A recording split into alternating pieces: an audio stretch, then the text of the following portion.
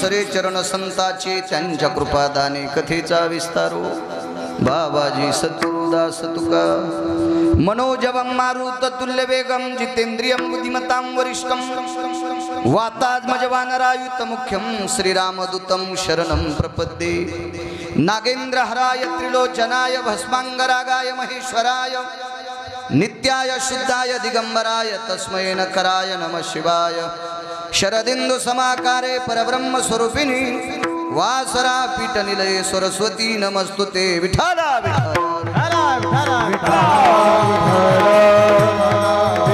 आता वैवासित पावनाती भासती पंचानन समाना तया श्रोत्याची आचरणी जाना साष्टांग नमन करीतसु वाद्यभूषित पावन तो प्रत्यक्षामरेंद्रा समान तयाची आचरणी जान साष्टांग नमन करीतसु आता गान गंधर्व देवता कोकिळ कंठस्वर आराका जी कीर्तनी वहिवासीत लोका तयाची आचरणी नमनगा मज दिसतसो परम विख्यातो जो जान ब्रह्मयाचा सुतो नारद जान नाम तितिक्षु तयाची आचरणी नमनगा जेने धर्म जितविलाची बळी तो संभाजी जान नवाळी कावतरला जयाची आकुळे तया छत्रपतीची आचरण कमळी साष्टांग नमन करीतसो विठाला विठाला आता अभिनव वाग्विलासिनी जे चातुर्यार्थ कला कामिनी ते श्री शारदा विश्वमोहिनी नमिली मिया नदी दिव्य गोदा तटीचा विलासी सदा प्रिय जो सज्जना वैष्णवासी जया वर्णिता प्रेमात्यंत चित्ता नमस्कार माझा श्री गुरु एकनाथाय चित्त शुद्ध तरी शत्रुमित्र होती व्याघ्रहीन खाती सर्पतया विशते अमृत आगात ते हित अकर्तव्यनीत होय त्याशी प्रस्तुत प्राप्त प्रसंग निवडलेला अभंग विश्वमान्य विश्वभूषण विश्वाधिकार विश्वप्रिय चिन्मयी स्वरूप असणारी अधिकार संपन्न साधू श्रीमंत श्री जगद्गुरु तुकोबराय यांचा प्राप्त प्रसंगी निवडलेला अभंग विठाला विठाला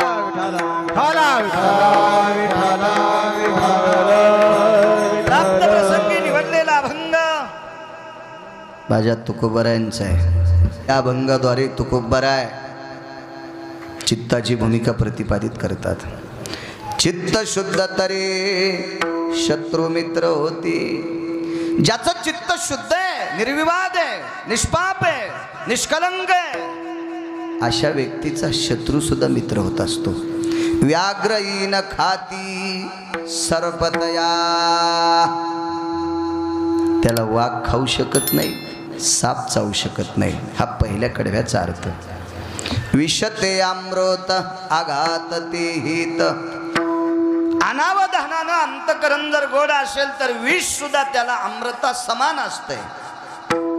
आघात त्याच्यावर आलेलं संकट हितासारखं अकर्तव्यनीत होय त्याशी अनावधानानं जर चुकीचं काम केलं तर त्याच्या अंतकरणात जर पाप नसेल तर ती नियत ठरत असते। दुःख ते देईल सर्व सुख फळ होतील शीतळ अग्निज्वाळा दुःख जरी अंगावर आलं तरी ते सुख देईल अग्नी सुद्धा त्याच्यासाठी शीतल होतील।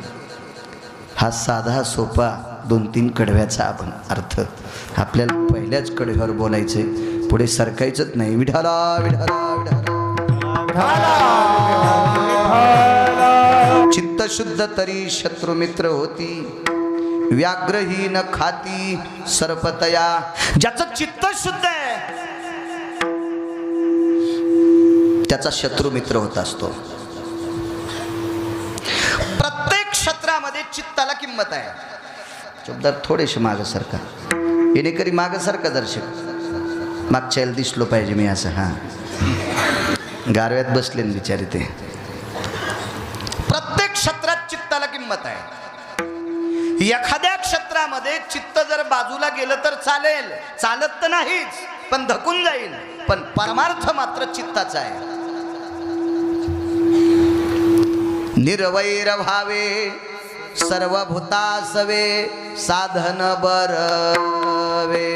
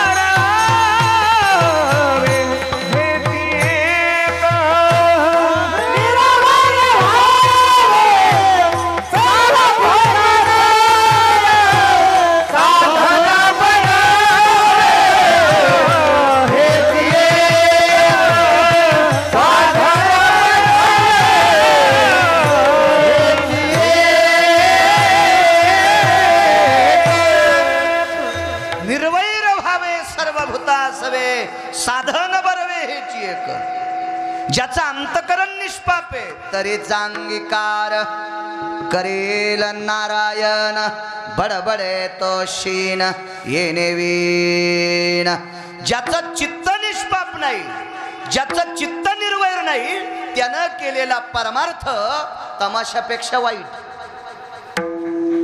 तमाशापेक्षा वाईट ज्याच्या अंतकरणात पाप भरलंय त्यानं दिवसभर जरी भजन केलं तरी काही उपयोग नाही चित्त शुद्ध असलं पाहिजे पंढरपूरची वारी करणाऱ्याचं अंतकरण गोड असावा तर वारी केल्याचं पुण्य नाही तर खालून मुंगळे झाडावले जातेत रे झाडावरी मुंगळा झाडावरी मुंगळा पंढरीचा कैसा करी भर पंढरीचा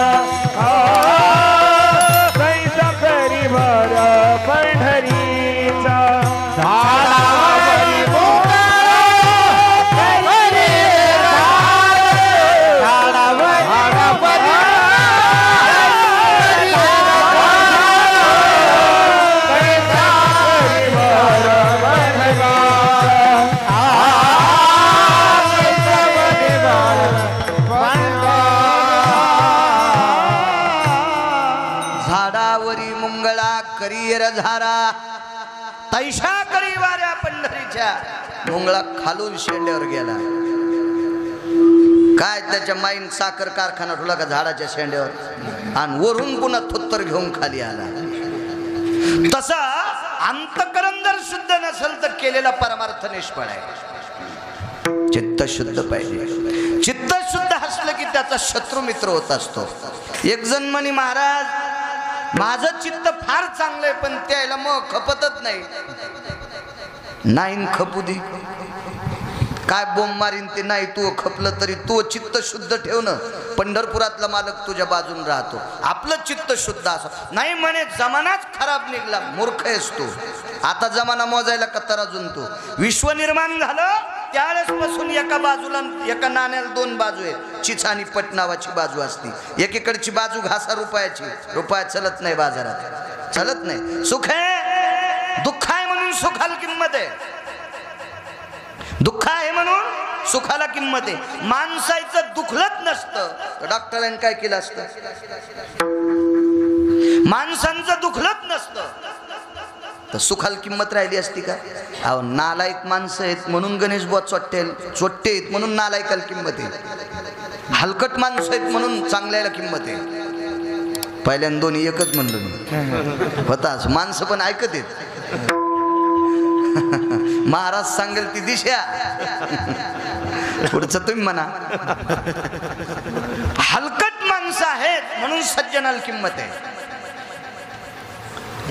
शत्रू आहेत म्हणून मित्राला किंमत आहे शत्रू नावाचं नातच जर या जगाच्या मालकानं केलं नसतं तर विरोधाभासाला किंमतच नव्हती वैराला किंमतच नव्हती प्रेमाला किंमतच नसती मित्रत्वाला किंमतच नव्हती सगळ्यात मोठी दोन बाजू असतात म्हणून किंमत आहे पावसाळा अति झाला की माणसाला वाटते आता कोरडं व्हा, म्हणून हिवाळा. अति थंडी वाजायली लगेच वाटते आता लय कडखायला गडे, आता ऊन पडावं. अति शुष्क झालं कधी देव पाऊस पाडी. या सगळ्या गोष्टी निसर्गाच्या चालत आहेत. शत्रुत्व आहेच, प्रत्येकाच्या पाठीमागे शत्रुत्व आहे. विश्व ज्यानं निर्माण केलंय त्याला सुद्धा वाईट मानणारी माणसं आहेत. एरवी दिठी वेधिली कवळे, ते चांदनिया ते मने पिवळे. कावीळ झालेल्या माणसाच्या डोळ्याला जिचा पडदा येत असतो ते चांदनिया ते मने पिवळे. तै माझ्या स्वरूपी निर्मळे दे खती दोष. भगवान सांगतात अर्जुना, अरे निर्मळे मी, पण कावीळ झालेल्या माणसाच्या डोळ्याला पिवळा पडदा येत असतो. तो पांढऱ्या चांदण्याला पिवळं म्हणतंय. तशा निर्मळ भगवंताला सुद्धा दोष लावणारी माणसं आहेत. ज्यानं विश्व निर्माण केलंय त्याच्याकडे पापात्मक दृष्टीनं माणसं पाहतात. आपण कोण्या झाडाची पाला आहेत, आपलं वैर करतील काय नवलाची गोष्ट आहे. पण काही जरी कोणी वैर केला तर आपलं चित्त शुद्ध असलं पाहिजे. वैकुंठवासी माधव महाराज मगर सांगायचे, समोरच्याकडे जर एक शेरभर आपला विरोध असेल तर आपल्याकडे 1.25 शेर प्रेम पाहिजे. आपल्याकडे जर 1.25 शेर प्रेम असेल तर शेरभर विरोध करणारा कधी वाहून जाईल काही सांगता येत नाही. ते मिटत असतो, काय विषय नाही, विरोध नाही करायचा. प्रेम असलं पाहिजे माणसाकडं. चित्त शुद्ध असलं की अगदी गोड होते. ज्ञानोबारायच्या बाबतीत विरोध केला नाही का लोकांनी? आता आपण तूप लावून समाधीला वरील दूध टाकून अभिषेक करतो. त्या काळात दगड मारणारी माणसं नव्हते का? तुकाराम महाराजाला मारणारी माणसं नव्हते का? नाथांना शिव्या देणारी माणसं नव्हती का? नामदेवरायला शिव्या देणारी माणसं नव्हते का? काय अधिकारी लोक होती एवढाली माणसं. महाराज ब्रह्मांडाचा मालक 36 वर्ष ज्यांची इथं पाणी भरतो त्या माणसाच्या अंगावर मुसलमान थुकायला पाठवायचा. काय टप्पर आहे मुसलमानाची नाथांच्या अंगावर थुकायची? त्याला थुकायला लावणाऱ्या आपल्या जाती. ताकद होती त्याची, शकील नावाचा तांबुळी? कधीच नाही, कधीच त्याची ताकदच नव्हती. त्याला पाठविणारी आपली माणसं. ज्या व्यक्तीला 15 चोपदार होते, 22 चोपदार, मागा 11 पुढं 11, एका एका चोपदाराच्या हातात 15-15 किलोची सोन्याची काठी आणि 32 किलो सोन्याची छत्री. एवढे वैभवशाली नाथ बाबा, भौतिक श्रीमंती शांती ब्रह्म एकनाथ महाराज राजे होते रे. सकल संता माझी राजा स्वामी एकनाथ माझा, स्वामी एकनाथ माझा, स्वामी एकनाथ माझा. सकल संता माझी राजा स्वामी एकनाथ माझा, स्वामी एकनाथ माझा, स्वामी एकनाथ माझा. सकल संता माझी राजा स्वामी एकनाथ माझा. केलं नाही का लोकांनी विरोध? ज्ञानोबारायच्या बाबतीत जर विचार केला तर विज्ञानाचं थोत्तर पालत होईल. केली असन विज्ञानान प्रगती. विज्ञानाच्या विरोधात मी बोलणार नाही, पण ज्ञानोबारायची बरोबर विज्ञान करू शकते का? किती विज्ञानाचे कोंबडे एका जागेवर आल्यावर भिंत चलल चलती. किती किती किती विद्वान एकत्रित आल्यावर रेड्या बोलन गणेश बुवा बोलू शकतो रेड्या. मग एवढी ताकद आपल्याकडं. 2-4 वर्ग शिकलेलं मुंबईला नोकरीला गेलं. आमच्या इथलं एक जण 72,000 पगार होती आणि 74,000ची पेत होत. 1,000ची काऊन पेत नव्हतं? त्याला ते काढता येत नव्हते खात्यावरले, ते तितके ठो लागतात म्हणा. असं बँकेत पैसे टाकणारे म्हणतात, आपल्याला काय कळतं? ते 1,000 काढता येत नाहीत म्हणून ते. मग आता ते गावाकडे जर दिवाळीला आलं तर मला पण इंग्रजीत बोलायचं, गुड इव्हिनिंग, गुड मॉर्निंग. तर ते मायात 2-3 फुटानं वरूनच जायचं. गुड इव्हिनिंग कशाला, गुड मॉर्निंग कशाला, आफ्टरनून कशाला, हे त्याचं फक्त मेमरी कार्ड माझं टाईट आहे म्हणून मला ते फक्त शब्द पाठ झाले. पण कशाला काय म्हणते त्याची आपल्याला काय अक्कल नाही. ते इंग्रजीत बोलायचं. मग त्याला एके दिवशी म्हणलं, तुला पगार किती आहे?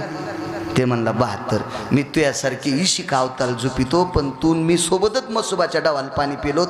जरा घरी आल्यावर मराठीत बोल जाय.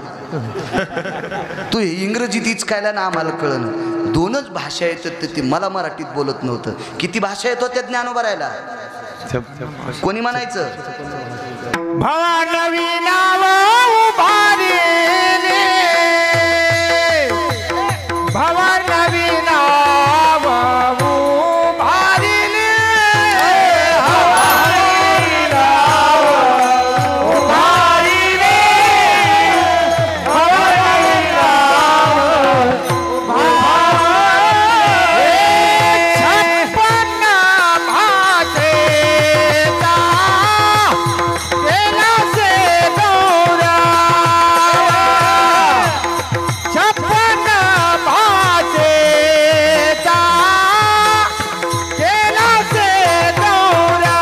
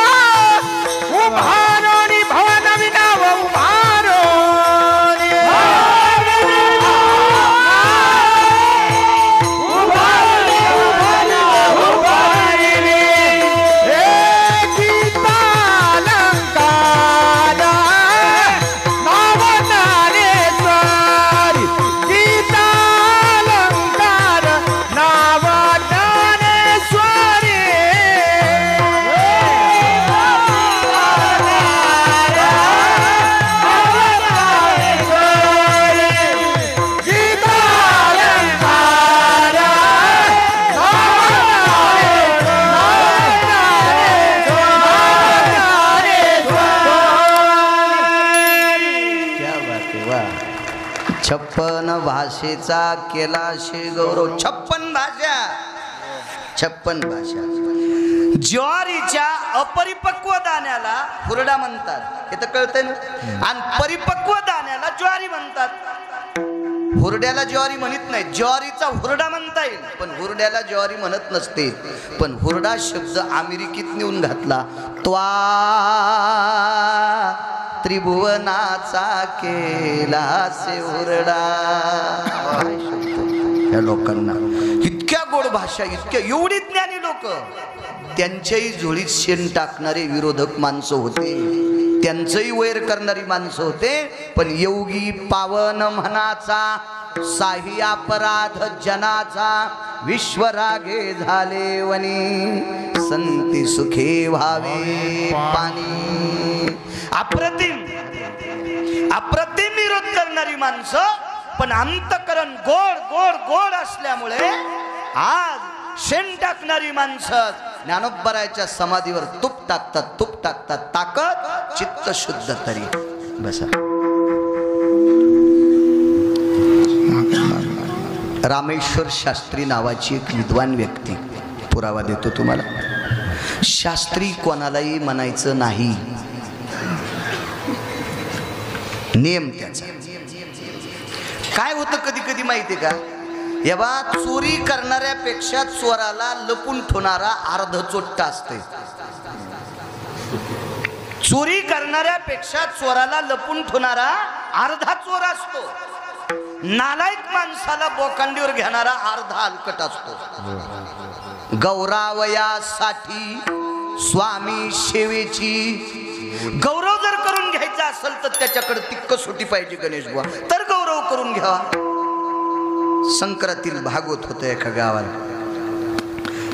त्या यजमानानं सांगितलं 11:30 वाण आहे. सक्रात याच्यावर बसून आली, आमकं नेसली, तिकडं तोंड हे, तिकडं निघाली, असं असतं ते सक्रातीचं. हो, धनस्थानी कशास्थानी. मग असं चाललं तर म्हणले वाण द्याचा कार्यक्रम आहे. चला म्हणलं आपणही आपल्या घरी लवकर जा. तर सगळ्या गावातल्या बाया भागवत सुटल्यावर आपोआपल्या गल्लीनं जात होत्या, पण त्या दिवशी सगळ्या बायका एकाच गल्लीत निघाल्या. माणसानं लावलेली उपाधी ही खरी असली पाहिजे तर तिला किंमत असा. मी एक जणाला विचारलं, सगळ्या बायका इकडं कसं काय? काय नाही म्हणे, गावाच्या खल्लाकडे एक घर आहे आणि त्या घरी एक झोपडे, तिथे एक बाई राहते, त्या बाईचा आज सगळ्या बायका पाया पडतात संक्रांतीच्या दिवशी. मी म्हणलं का? तिच्या पाया पडल्यावर मालकाला आयुष्य वाढते. म्हणलं आपण पाया पडू, आपल्या बायकोला वाढल. मी गेलो तिथं, मी गेल्यावर सगळ्या बाया म्हणल्या माय महाराज बी आले. एक बाई म्हणली माय तुम्ही कशाला आले? म्हणलं काय नाही, पोराच्या माईला आयुष्य वाढन त्याच्यामुळे मी बी तिच्या पाया पडतो. हा मी गेलो तर पाया पडलो. तिचं एक गुलूप शाट झालेलं होतं, एकच गुलूप होतं तिचं. पडू लागल्या सगळ्या बायका पाया सुतू भाऊ. मी तिच्या पाया पडलो. पाया पडल्यावर कोणेस रे? बाया म्हणल्या माय ते भागवतकार. बरं गिरगावचा बाळू एक काय? तुकाराम महाराजाची चुलतीच. मी म्हणलं हो गिरगावचा बाळूच आहे मी बाई. बरं तू आला का पाया पडायला? मी म्हणलं हो ना जिजे आलो ना पाया पडायला. अरे बायका माया पाया पडतात, मालकाला आयुष्य तू. मी म्हणलं जी मै कपडे धुती तिला नाही आयुष्य वाढावं का? तुमच्या पाया पड्यावर तिला आयुष्य वाढावं. बरं बापा तिला बी लय आयुष्य वाढन, चांगली गोष्ट आहे. बापा माणूस कवाच येत नाही पण तू पाया पडायला आला. मी म्हणलं हो ना तुमच्या पाया पड्यावर आयुष्य वाढत आहे. मी म्हणलं बाई हे कवापासून आहे? 40 वर्ष झालं प्रत्येक सक्रातीला बायका माझ्या पाया पडतात. बाई तुमचे मालक 35 वर्ष झालं मेल्याला बोलत नाही. सगळ्या बायाला म्हणलं अरे हिला सगळ्याने उचलून पैठणच्या तळ्यात टाका, हिला खाल्ल्यावर माशा तरी सुधरत्या. 35 वर्ष झालं नवऱ्याला बोलत नाही आणि तुम्ही तिच्या पाया पडतात. नालायकपणाचा कळश आहे. हलकटाला बोखंडीवर घ्यायचं नाही. ओरिजिनल शास्त्री. कशाला म्हणते शास्त्री? शास्त्रोतल भय सकल सिधाना हिन्मक भय निजायन्ते कृतजने सकल दिव्याल शृंगाना कृतजने सकल दिव्याल शृंगाना कृतजने सकल दिव्याल शृंगाना नैवं गांजा कसम लिखितम. गांजा फुक्यान दिले का? कशाला म्हणायचं शास्त्री? तालव्यंती ती ओष्ट भवा दंतर भय निजायन्ते शास्त्रपनीतन पुराण मोदम विश्वं भयतति विन्मक जायो सिद्धर वेदा उपनिषादा गायन्ति नोति छन्दोया व्याप्तिरसुदयं रस्वकलाना व्याप्तिरसुदनं दीर्घकलाना व्याप्तिरसुदनं विन्मक भयो. याचं सर्वज्ञान आहे, त्याला शास्त्री म्हणायचं.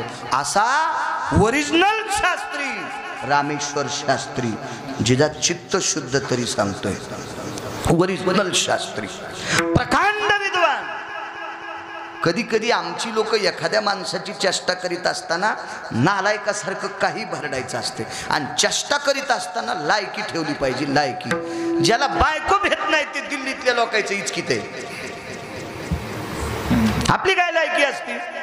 रामेश्वर शास्त्री म्हणजे सामान्य शास्त्री नाही, फार मोठे विद्वान शास्त्री, फार मोठे. आणि कालांतरानं रामेश्वर शास्त्रीच्या कानावर एक वार्ता आली. बोलोबा आंबिलेंचे सुपुत्र तुकोबा आंबिले यांनी केलेलं काव्य लोक डोक्यावर घेऊन नाचायले. 4092 अभंगाचं काव्य होतं, लोक नाचायले. रामेश्वर शास्त्रीने विचार केला कोण तुकाराम? म्हणे ते बोलोबा आंबिलेंचे पुत्र. काय केलं त्या तुकारामाने? 4092 अभंगाचं एक काव्य गाथा केलाय. अभंगाचा संग्रह. सगळी लोक डोक्यावर घेऊन नाचतात. रामेश्वर शास्त्रीनं सांगितलं इतके वाक्य गोड येतं. शहाणी माणसं तपासल्याशिवाय मोजीत नसतात. हे शहाण्या माणसाचं बिंब असते. शहाणी माणसं गाफील माणसाच्या नादी लागत नसतात. हे शहाणी माणसाचं शहाणीपण असते. माणसं मेंढ्यासारखी एक नदीत टाकली की सगळ्यांनाच उड्या टाकल्या असं नसतं. हे शहाण्या माणसांचं काम नसतंय. रामेश्वर शास्त्रीने विचार केला ही माणसं मानतात त्या अर्थी तुकाराम विद्वान किती आहेत, पण खरंच तुकोबारायला मानू लागली माणसं. रामेश्वर शास्त्रीने विचार केला ज्याच्या विद्वत्तेचं टोक तपासण्यासाठी आपण थोडं हाडसून बघू. आणि रामेश्वर शास्त्रीनं एक पत्र लिहिलं. ते पत्र तुकोबारायच्या घरी पोचलं. त्या पत्रात असं नमूद होतं, तुकाराम आंबिले कळावे, आपण जो 4092 अभंगाचा गाथा केला उद्या सकाळी 4:45 वाजता आमच्या वसरीवर आणून द्या. कळावे रामेश्वर शास्त्री बहुलकर, हा गाथा आमच्याकडे पाठवून द्या. खुद्दा साक्षरी रामेश्वर शास्त्रींची होती. रामेश्वर शास्त्रीचा शास्त्रीपणा सांगायला गिरगाव करायला 20 जन्म घ्यावा लागतील. 20 जन्म. इतके अधिकारी रामेश्वर शास्त्री होते, इतके अधिकारी. ओरिजिनल श्लोक जर पाठ करायचा असेल वेदातला, असे 10 श्लोक पाठ करायला बाळांतपणात डिलिव्हरी होताना जितकं, बाळांतपण म्हणजे डिलिव्हरी हा शब्द जरा बाळांतपण लक्षात येत नाही, प्रसूती डिलिव्हरीमध्ये एखाद्या माऊलीला बाळाला जन्म देताना जितका त्रास होतो का, तितके ओरिजिनल वेदातले श्लोक पाठ करायला आचार्याला त्रास होत असतो. त्याला म्हणत असतात शास्त्री. आपले श्लोक थोडेच असते. दुग्धम पिपासु मार्जारम इति ढगाळंच वातावरणंचम निसर्गम बदलम भयम गारगुंडाम ठोकर ठोकरम पडंचम गव्हाची माती होईंचम जवाऱ्या पालथ्या होईंचम. अरे सुंबळ्या, अशी असती का संस्कृत? कुठं काय संस्कृत? दम लागला तो थांबायचं, त्याचं नाव संस्कृत. हा, अशी रामेश्वर शास्त्री. उद्या सकाळी गाथा पाहिजे. एक ना एक पान जमा केलं, चित्त शुद्ध तरी. पान जमा केलं, कोरं वस्त्र घेतलं, त्याच्यात तो गाथा बांधला, रात्रभर हृदयाशी गाथा ठेवला. 4:30 लक्षात आले. घड्याळ असेल का नसेल काय माहिती, पण 4:30 वाजता तुकोबारायच्या लक्षात आलं, बाळू थोडासा गोड आवाज. 5 वाजता रामेश्वर शास्त्रीच्या वट्यावर गाथा द्यायचा आहे. चित्त शुद्ध तरी शत्रुमित्र होती सांगते. गाथा उच्चारला, गाथ्यावर डोकं ठेवलं आणि विटेवरच्या मालकाचं स्मरण केलं. देवा, काय लिहिलं रे मी गाथ्यामध्ये? मी माझ्या सासरवाडीचं वर्णन केलं नाही, मी माझ्या साडूंचं वर्णन केलं नाही, मी माझ्या मेहण्यांचं वर्णन केलं नाही, मी माझ्या जावयांचं वर्णन केलं नाही, मी माझ्या रक्ताच्या नात्यातलं वर्णन केलं नाही, मी भाऊभाऊकीचं वर्णन केलं नाही. देवा, जो गाथा केलाय ना रे, अज्ञानी माणसाला मृत्यू लोकामध्ये सरळ जगण्याचा मार्ग, मी तो गाथाच सांगितलं रे देवा. मी काय वाईट केलं देवा? देवाला विचारलं, देवाला. आणि ज्ञाती माणसं दुसऱ्यावर दोष ठुतत नसते का देवा? आता तुझं कळेल ते करे. 61 नाट आहेत, 61 नाट, त्याच्यापैकी एक नाट आहे. आता तुझं कळेल ते करे तारेशी. हे देवा, तुला तारायचं का मारायचं तू ठरव. पाय देवा, हा गाथा निष्पाप आहे, अनंत जीवांचे डोके सुपीक करणारा गाथा आहे. तरी पण शास्त्रींनी मागितलाय, देवा तू ठरव. आणि सकाळी रामेश्वर शास्त्रीच्या दारात गाथा टेकला.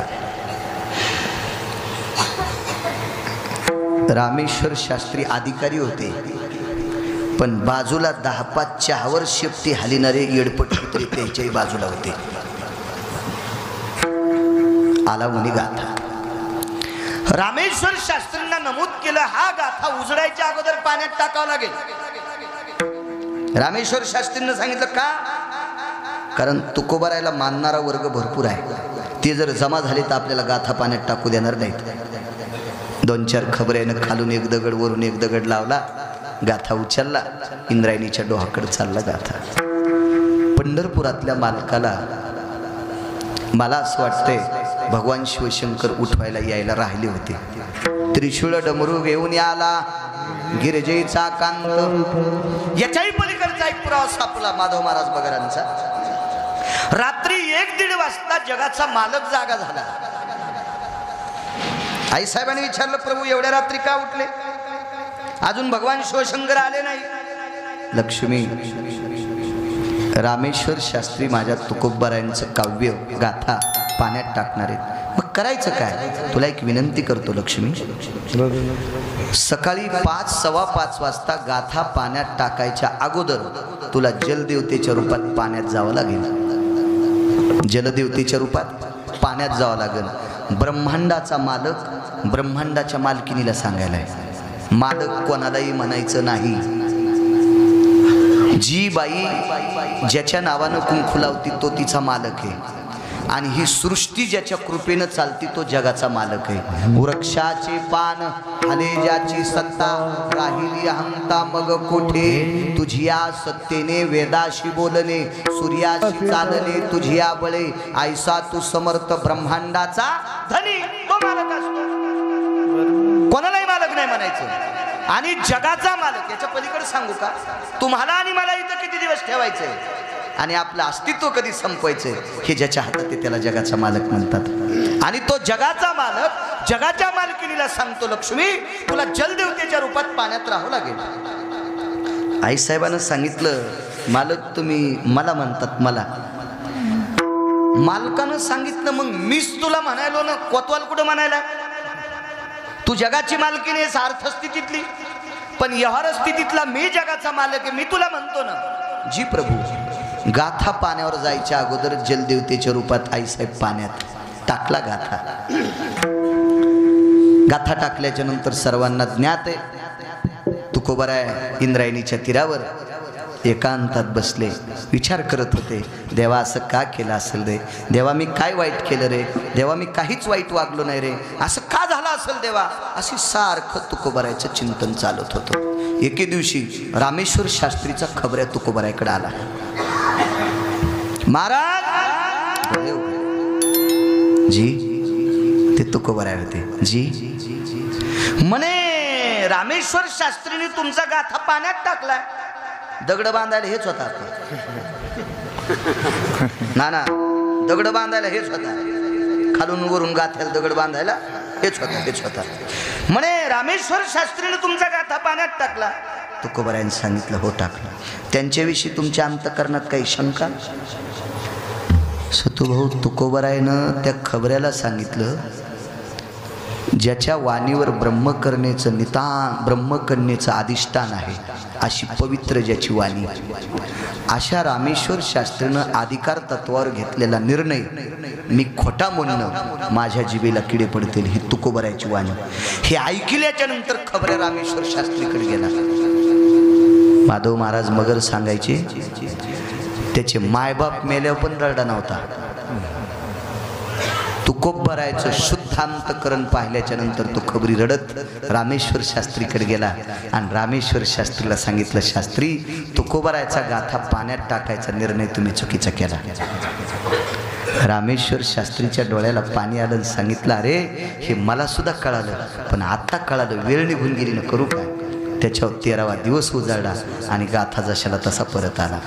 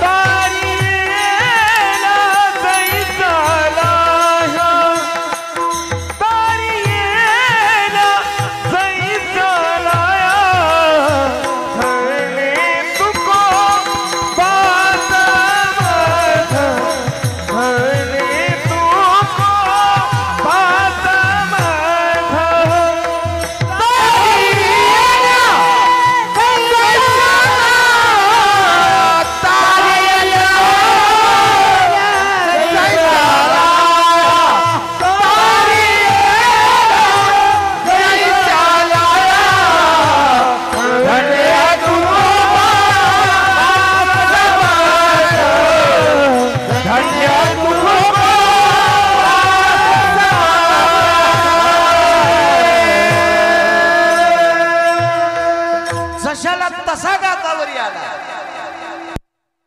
4 वाकांचं मत आहे 13 दिवस पाण्यात राहिल्यावर कोरडे कशी राहते तुझा सिद्धांत असेल. पाण्यात कागद टाकल्यावर कोरडे राहत नाही हा निसर्गाचा नियम आहे.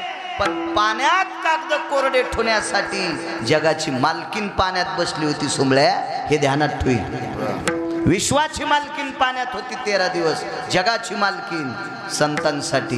इथं बसलेल्या कोणाही म्हाताऱ्यान घरी गेल्यावर म्हातारील म्हण 10 मिनिटं हौदात बस म्हणून माय ते काय गिरगावचा बाळ्या कीर्तनात म्हणला आणि म्हाताऱ्यानं ऐकलं मला रानात बस म्हणतो माय मी का वघार गिगार हे काय अशा म्हणत्या ना आपल्या. 13 दिवस जगाची मालकीन पाण्यात. कोणाला म्हणायचं जगाची मालकीन, कोणाला भिकारी करायचं आणि कोणाला श्रीमंत करायचं. जिच्या हातात आहे तिला लक्ष्मी म्हणतात. लक्ष्मी लक्ष्मी लय यांना दिल्यानं बी घरी येत नाही बरं ती. लय कोणाला वाटत नाही घरी यावं, हातवरी करा बरं, पैसे कोणाला आवडत नाही. मी मनुष्य तर त्याचे धोत्र धुतो. असा कोणी माणूस आहे का? काही काही माणसं उगत म्हणतात मला पैसे आवडत नाही. नाटके आहेत तू हे म्हण रे प्रमाण. ऐसा कोण आहे हे दयाना बने, ऐसा कोण आहे हे दयाना बने, कन्या पुत्र घोडे दाराधर, पुत्र घोडे दाराधर. ऐसा कोण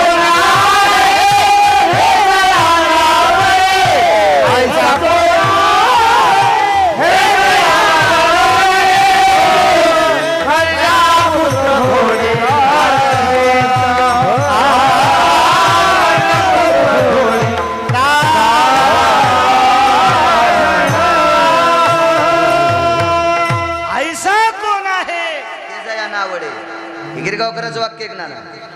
मी सांगितलेलं वाक्य आमच्या पोरायची माय ऐकायची नाही. तुम्ही कशा ऐकता? कन्या पुत्र घोडे दाराधन. कशात तरी गुतलाच भेटू शकत नाही. आवडत नाही असा माणूसच नाही. माणसं बेजार होते पण नाही. मी तुम्हाला सांगतो बेजार झाल्यानं जर लक्ष्मी आली असती तर आम्हाला श्रीमंत झाले असते आणि आरती भिकारी झाले असते. पोते कोण उचलीत आरती का? हमाल भाऊ हमाल. आणि श्रीमंत कोण होते? आरती. ललाटीचे लिहिले नपुषे काही केले प्रारब्ध. लक्ष्मी का झटका देईन काय सांगता येत नाही. खसखशीचं पोत.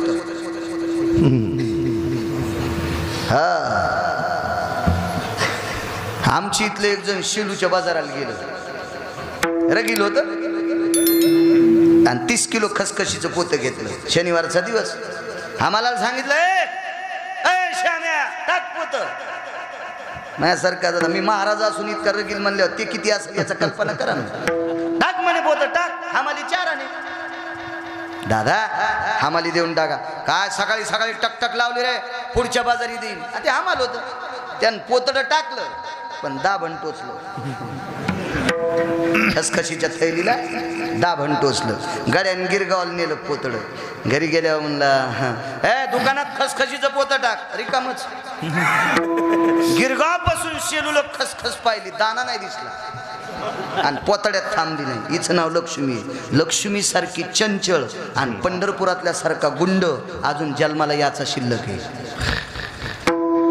एक जण म्हणला महाराज पठ्यासारखा गुंडच कोणी नाही, नंबर 1 चे टाटर चोरणार मीच आहे.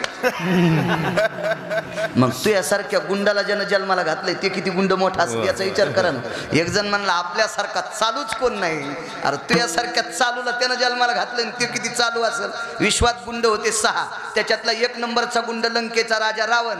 मग 1 नंबरच्या गुंडाला ज्यानं दुपारा हाणलंय ते किती नंबरचा गुंड असेल हे तर मान्यच करावं लागेल का नाही. त्याच्यासारखा दयाळू जगात कोण नाही, त्याच्यासारखा कृपाळू कोण नाही, त्याच्यासारखा सत्वशील कोण नाही आणि त्याच्या मनात आल्यावर त्याच्यासारखा गुंडही जगात कोण नाही. रावणासारख्या गुंडाला ज्यानं दुपारी हाणले ते सामान्य गुंड असेल का? काय व्याप्ती असेल. असो गाथा 13व्या दिवशी जशाल तसा वापस. लक्ष्मी ही सगळी जिच्या हातात सत्ता आहे का ती लक्ष्मी 13 दिवस पाण्यात. काय व्याप्ती असेल तुकोबरायचं, काय भक्तीचं टोक असेल. लक्ष्मी 13 दिवस पाण्यात. लक्ष्मी दिवस. लय बायका स्वयंपाकगार होईल म्हणून सोमवार आधीच सोडतात. हो श्रावण महिन्यात मी सोमवार धरीत असतो. बाबा वाकडीला हे नाही पण मग जायचं जेवायचं. असं 13व्याच्या कीर्तनाला गेलो. म्हणलं घरी सोमवार सोडायला आलो. 1:45 वाजले तोरक सोडून घेतला तिनं. म्हणलं कस काय सोडा, सगळ्या भाज्या गार होऊ लागल्या.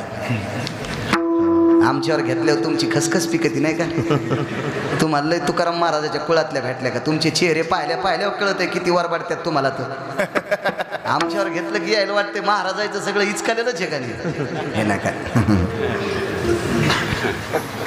भार्या जगाची मालकीन 13 दिवस पाण्यात.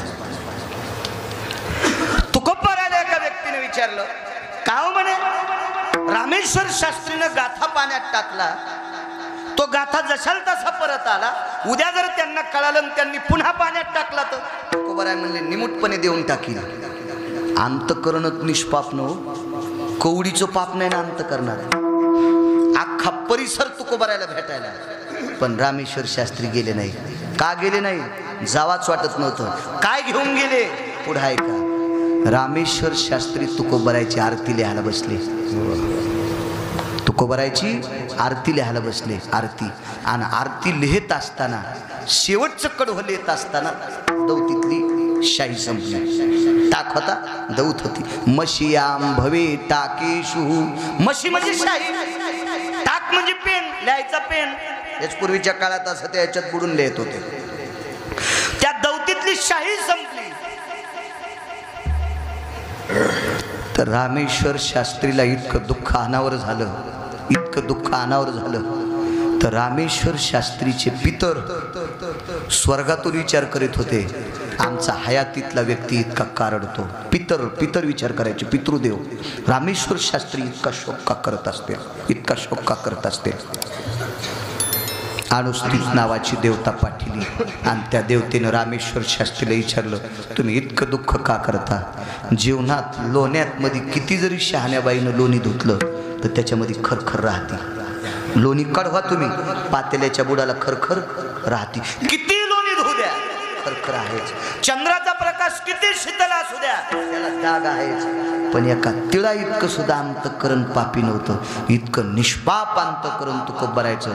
आणि त्या महात्म्याची आरती लिहित असताना शाही संपली. याचं दुःख वाटते म्हणून रडायलं. काय गैवरून आला असं? परिणाम काय झाला? टाक घेतला आणि मांडीत टोचला. मांडीत स्वतःच्या जन्नूर जंगा भयोस्थित, मांडीत टाक टोचला.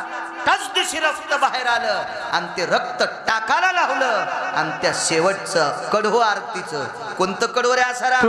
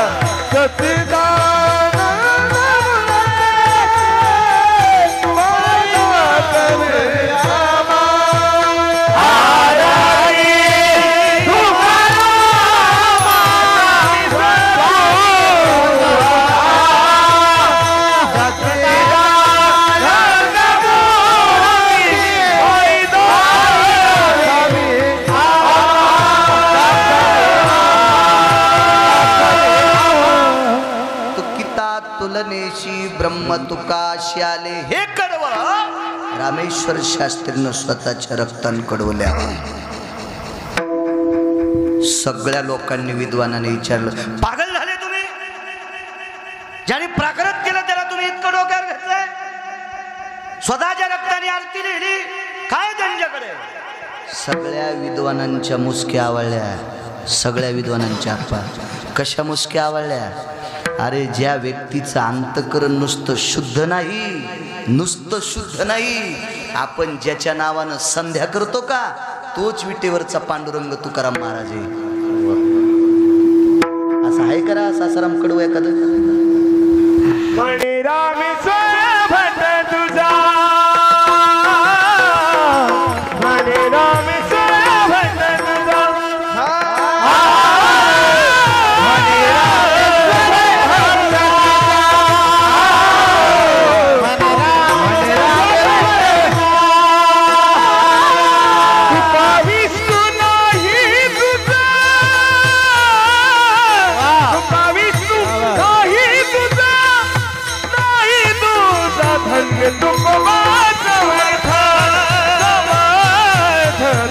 तुकोबा समर्थ हे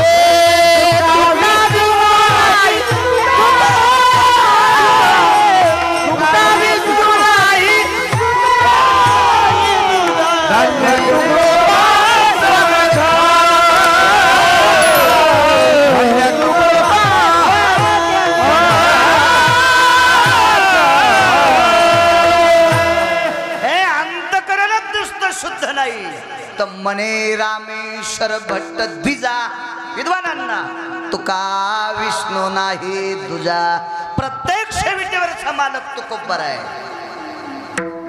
गाथा पाण्यात कोणी टाकला? रामेश्वर शास्त्रीनं. आरती कोणी केली? रामेश्वर शास्त्रीनं. मग जी रामेश्वर शास्त्री तुकोबरायचा गाथा पाण्यात टाकतात त्या आरती गणेश भाऊ वैर होतं की नाही अंतकरणात? ते तपासण्यापुरता असो, हडसण्यापुरता असो किंवा टोकाला पोचण्यापुरता असो, पण थोडासा वैराचा गुरळा अंतकरणात होता. पण हा सगळा वैराचा गुरळा तुकून टाकला आणि तेच रामेश्वर शास्त्री तुकोबरायचे श्रोतावून बसले. पण रामेश्वर शास्त्रीनं वैर करून तुकोबरायचं मित्रत्वच नाही तर शिष्यत्व स्वीकारलं. याच्यासाठी तुकोबरायकडे काय होतं ते पहिलं चित्तशुद्ध तरी शत्रु मित्र होती. चित्तशुद्ध तरी शत्रु मित्र होती.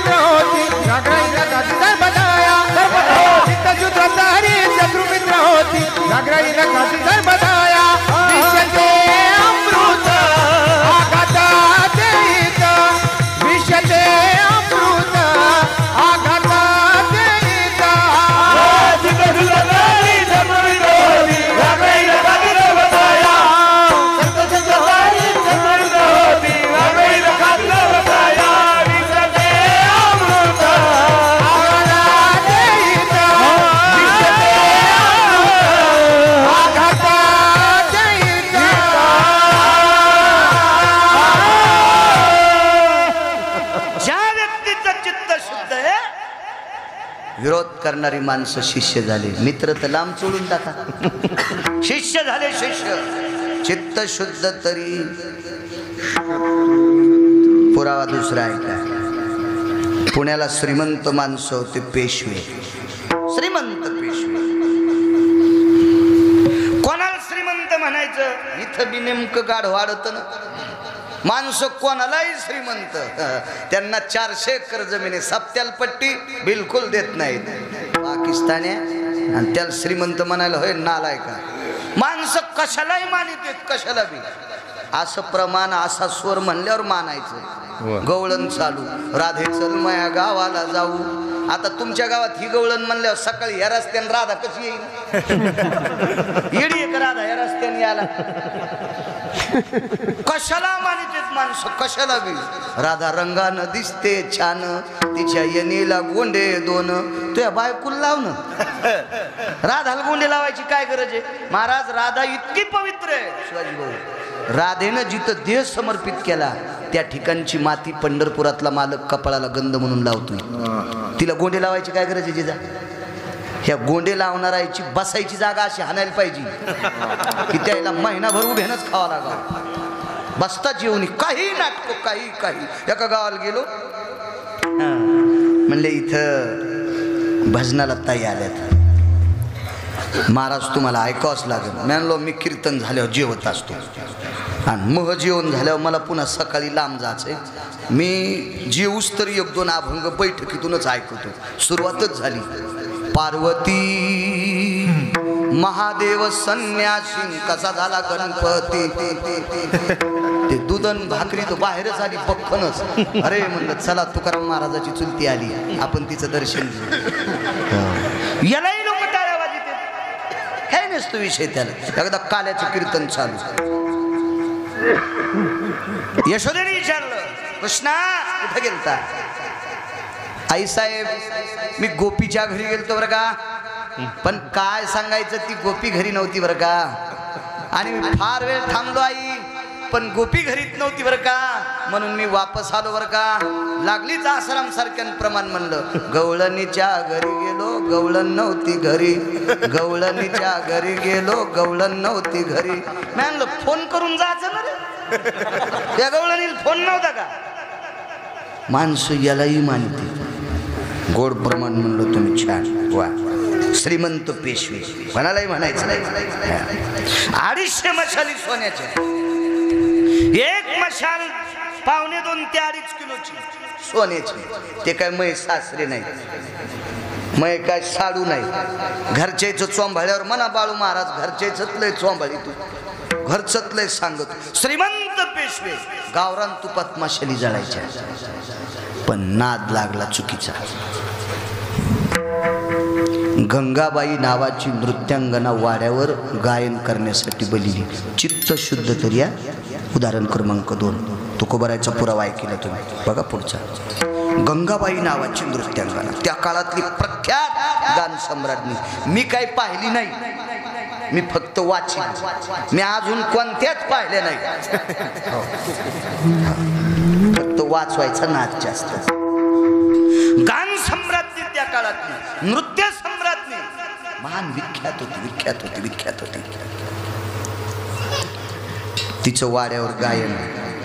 आणि योगायोगानं श्रीमंत पेशव्यांच्या धर्मपत्नी आळंदीला गेल्या. आणि आळंदीला एका व्यक्तीची भेट झाली. त्या व्यक्तीचं नाव होतं संत शिरोमणी निळोबाराय.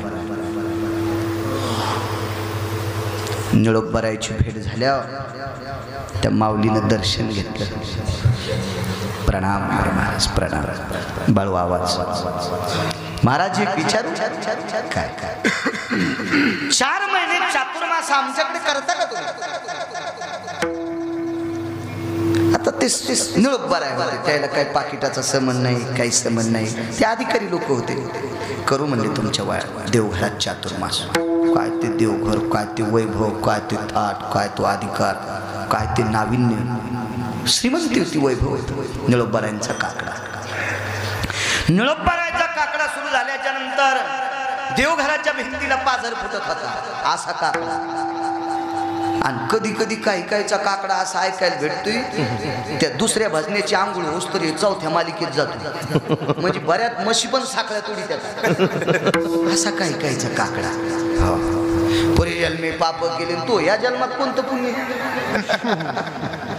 इतक्या जोरात, इतक्या जोरात, इतक्या जोरात की बघायचंच काम नाही. निळोबारायचा पुरावा आहे. ग्रंथ वाचित असताना, ज्ञानेश्वरी ग्रंथ, पुराण, वेद आणि गायन करीत असताना नवरसाची स्थिती ज्याला आहे त्यानं याच्यात पडलं पाहिजे.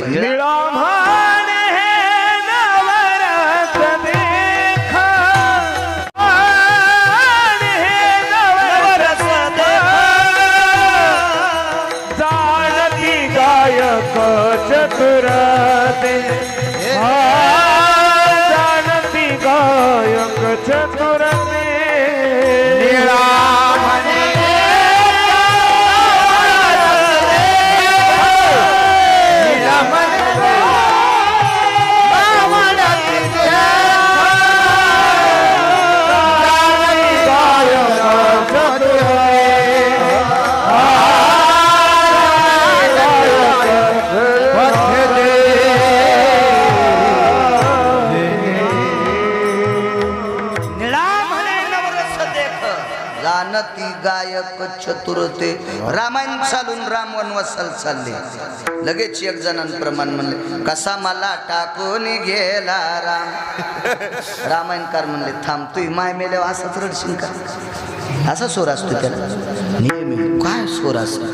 धर्म सिद्धांतामध्ये असा पुरावा आला, येती प्रातार विनियोगीर भैरेती सम्रास्तितो गाणार भय जायतीर तोरणार भय जाती स्थित. हा त्या काळातल्या सुज्ञ लोकांनी गायन केलेला काकडा परिसरातलं गवत इतीने वाढत होतं आणि धेनूचं पोट भरत होतं. इतका काकडा गोड, इतका गोड काकडा, इतका तो काकडा निळोपरायचा काकडा सुरू, दुपारचं भजन सुरू, संध्याकाळची पंचपदी, 3 टाइम भजन. पण निळोपरायचं संध्याकाळची पंचपदी सुरू झाली की गंगाबाईचं नृत्य व्हायचं आणि चुकून गंगाबाई नृत्यांगना गान सम्राटीच्या कानावर निळोपरायचा स्वर पडला. तिच्या लक्षात आलं आदा कदा पेशव्यांच्या वाड्यातल्या बायकांनी निळोबरायचा स्वर ऐकला असेल, पण आपण ज्या राजाला बोलवलंय त्यानं निश्चित निळोबरायांचा स्वर ऐकला नसेल. ज्या दिवशी हा राजा निळोबरायचा स्वर ऐकील त्या दिवशी आपला छंद सोडून देईल. म्हणून तिनं त्याच वेळेला त्या राजाला सांगितलं, तुमच्या वाड्यातलं आपसूर गाणारं काढून द्या. माणसाला बऱ्याच काही नालायक गोष्टी आवडत असतात. चोपदार पाठीला धर्मपत्नीला सांगितलं, ते भजन करणारं मथार काढून द्या. चित्त शुद्ध तरी शत्रुमित्र होती सांगतोय, काढून द्या. काकडा पंचपदी आटपली. संध्याकाळचं जेवायला ताट लावलं किंवा चातुर्मासात एक दिवसात एकदा जेवत असतील, हे काय असेल मला काही माहीत नाही. ते निळोबऱ्या होते. पण पेशव्यांच्या धर्मपत्नी जवळ बसल्या, डोळ्याच्या कडा ओल्या झालत्या. विचारलं, आईसाहेब तुमच्या डोळ्याच्या कडा ओल्या कशा करता? काही नाही महाराज, आम्हाला तुमचा सेवा करायचा योग उद्यापासून पंढरपुरातल्या मालकानं काढून घेतला. काय साहेब मी 4 महिने जाणार नाही असं का म्हणता तुम्ही? हे सगळं तुमचं खरं आहे महाराज, पण आमच्या मालकाचा आदेश आहे तुम्हाला इथं ठेवायचं नाही. जी आईसाहेब, सकाळचा काकडा करतो आणि पहाटे मी माझी वळकटी बांधून निघून जातो. सकाळचा काकडा आटपला, वळकटी बांधली, बगलातल्या पिशवीत गाथा ठेवला, पेशव्यांच्या देवघराला प्रणाम केला आणि महाद्वारापाशी आल्याच्या नंतर चौकदाराला विचारलं, दादा 1 मिनिट, ज्या बाईने 1-1.5 महिना मला पोटाची सोय केली तिला नमस्कार करू देता का? वापस फिरले आणि निष्ठावंत माऊलीला नमस्कार केला. माय येतो बेस नको येतो येतो येतो. काय अनुताप झाला असेल त्या माऊलीला. तिनं सांगितलं, महाराज कपाळाच्या मालकाच्या पुढे मी जात नाही. मालक जे सांगेल ते पतीची या मता अनुसरोनी पतिव्रता. पण एक आजच्या दिवसापुरतं पंढरपुरातल्या मालकाला स्मरून मी तुम्हाला विनंती करते, एवढी रात्र आमच्याकडे थांबा. पण निळोबरायांनी वचनबद्ध केलं, बाई मी थांबेल, मी टाळ वाजल्याशिवाय जेवत नाही. आणि मी संध्याकाळी भजन करत असताना तिकडे सभागृहामध्ये महालामध्ये नृत्य चालू असतंय. उद्याही जर माझा अडथळा झाला तर आपण बघून घेऊ. आणि योगायोगानं तसंच झालं. निळोबरायची पंचपदी सुरू झाली आणि गंगाबाईचं गायन सुरू झालं. नृत्य बंद केलं आणि पायातला चाळ खिडकीतून फेकून दिला. बिलकुल नृत्य करणार नाही. इतका राग आला त्या राजवाड्यातल्या राजाला. तन तन तन हे चोपदाराला सांगितलं, जा काढून द्या त्यांना. पण काही घरातल्या बायका इतक्या अधिकारी येतात, काही घरातल्या बायका इतक्या अधिकारी येतात. या महाराष्ट्रातल्या मातीतल्या इतक्या पवित्र स्त्री आहेत काही घरी, की त्या पवित्र स्त्रीमुळे नालायकाचा संसार सुद्धा चांगला चाललाय. इतक्या पवित्र आहेत त्या देशातल्या स्त्रिया, काही एवढ्या पवित्र. ज्या बाईची चप्पल सुद्धा कोणाला बघायला भेटत नाही ती दरबारात आली आणि गंगाबाई नावाच्या स्त्रीला मान खालून विचारलं, बाई या व्यक्तीच्या भजनानं तुला अडथळा काय? नाही म्हणे, मला पटत नाही. कट्टर विरोध. ठीक आहे बाई, तू कधी मानशील यांना? काय केल्यानं तू मानशील? वाळलेलं उन्हाळीचं झाड आणलं, दरबारात टाकलं. माझ्यापेक्षा जर यांचं गायन श्रेष्ठ असेल असं हे म्हणत असतील तर यांनी गायन केल्याच्या नंतर वाळलेलं झाड हिरवं व्हावा. मी त्या दिवशी यांचा विरोध करणार नाही. डब्बा घेतला, उन्हाळीचं झाड होतं, वाळलेलं खन्नक वाळलेलं. पूर्वी उन्हाळीच्या झाडाच्या झाडण्या करीत होते माणसं. एका डब्यात ते झाड उभं केलं वाळलेलं. पालं नाही, काड्या नाहीत, नुसती काडी अशी, त्याला शेंगा सुद्धा नाही. आणि निळोबाराय खाली बसले आणि तुकोबारायचा गाथा हृदयाशी लावला. जीवनभर ज्या साधूनं काहीच पाप केलं नाही, जीवनभर ज्या साधूच्या वाणीनं विश्व हरिनामानं ढवळून काढलं, जीवनभर ज्या साधूच्या अंतकरणात तिळाइतकी खरखर नाही, अशा साधूचं मी शिष्यत्व केलंय. विटेवरच्या मालकाचा तिरस्कार केला, येथे तुझं लागी बोलाविले कोणी, प्रार्थिल्या वाचून आला शिका, निळा मने आम्ही नोळखोजी देवा, तुका याचा धावा करीत असो. तुका बराय गुरुवर्य, मी पंढरपुरातल्या मालकापेक्षा तुम्हाला मानतोय. तुम्ही टाकलेल्या पावलावर पाऊल टाकून चालतोय. एका तिळा इतका आतापर्यंत काहीच पाप केलं नाही. आणि समाजाला बोलवणारी, समाजाला वाम मार्गाला नेणारी एखादी माऊली, देवा तिचा आणि माझं काही वैर नाही, देवा ती नृत्य करते तिचं आणि माझं काही वैर नाही, ती गायन करते अवडंबरीचं तिचं आणि माझं काही वैर नाही, पण मी पारमार्थिक आहे, ती अवडंबर क्षेत्रात आहे, तरी पण तिनं माझा विरोध करावा. देवा मी केला नाही रे, तिचा केला नाही, तरी पण मला पैज लावायची वेळ आली. हृदयस्थ गाथा केला, गाथ्यावर डोकं ठेवलं आणि श्रद्धेनं गाथ्यातला एक अभंग काय स्वरात गायला असेल. विटेवरचा मालक जाणे, आडवं पडलेलं डबक्यातलं झाड सरळ झालं, त्याला पाला आला, त्याला फुलं आले आणि तात्काळ त्याला शेंगा लागल्या. ही निळोबारायच्या गायनातली ताकद. राहिलेला दुसरा चाळ खिडकीतनं फेकून दिला, पाणी घेतलं, हौद असेल, रांजून असेल, घागरभर पाणी अंगावर घेतलं आणि गंगाबाई नावाची नृत्यांगना, निळोबारायची स्त्री स्वरूपातली पहिली शिष्या झाली. पहिली शिष्या, तमाशात नृत्य करणारी बाई, तमाशात नृत्य करणारी, तमाशात. मला असं वाटतंय, मी एक तर वाचून सांगतो किंवा चांगल्या माणसाचा पुरावा सांगतो. नंतर एक तमाशात लावणी गायली होती, ती कीर्तनात म्हणत नसते, पण आठवलं म्हणून म्हणतोय. मधुर मिलन आज लाभला, मधुर मिलन आज लाभला, सुगंध सोन्याला, लावणी भुलली अभंगाला, लावणी भुलली अभंगाला. तमाशात नृत्य करणारी बाई निळोबारायचा नितांत विरोध करत होते, पण एका तिळा इतका विरोध न करणारा निष्पाप अंतकरणाचा साधू, ज्यानं त्या स्त्रीविषयी काहीच पाप केलं नाही, म्हणून तमाशात नृत्य करणारी, विरोध करणारी स्त्री नुसती मित्र नाही तर निळोबारायची शिष्या झाली. परिणाम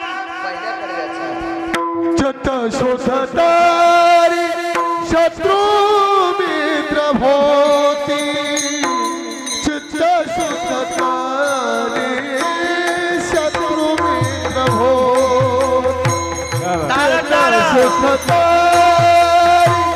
शत्रु मित्र होती, चित्त सुधरतारी शत्रु मित्र होती,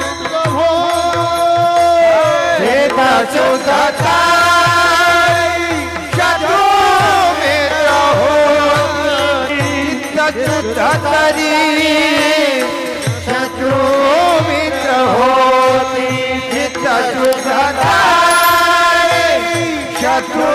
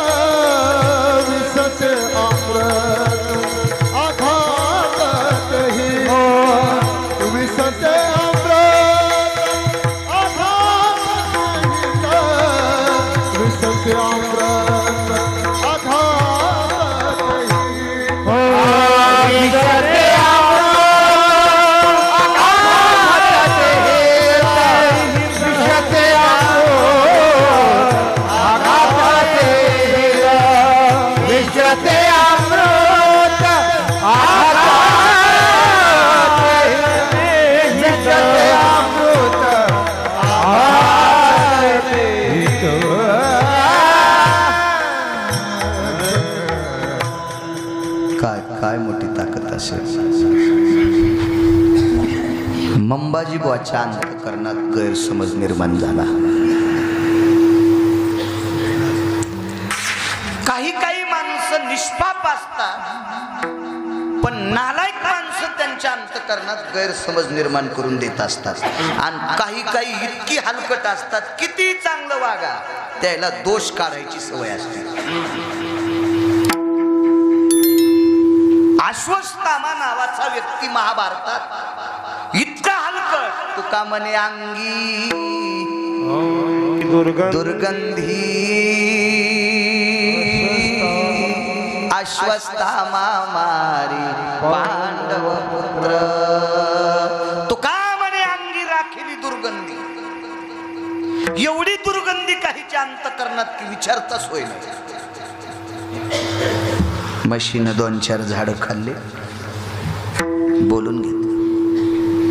सन सन सन सन सन मंबाजी बुवानं मारलं. एका तिळा इतका काही शब्द नाही.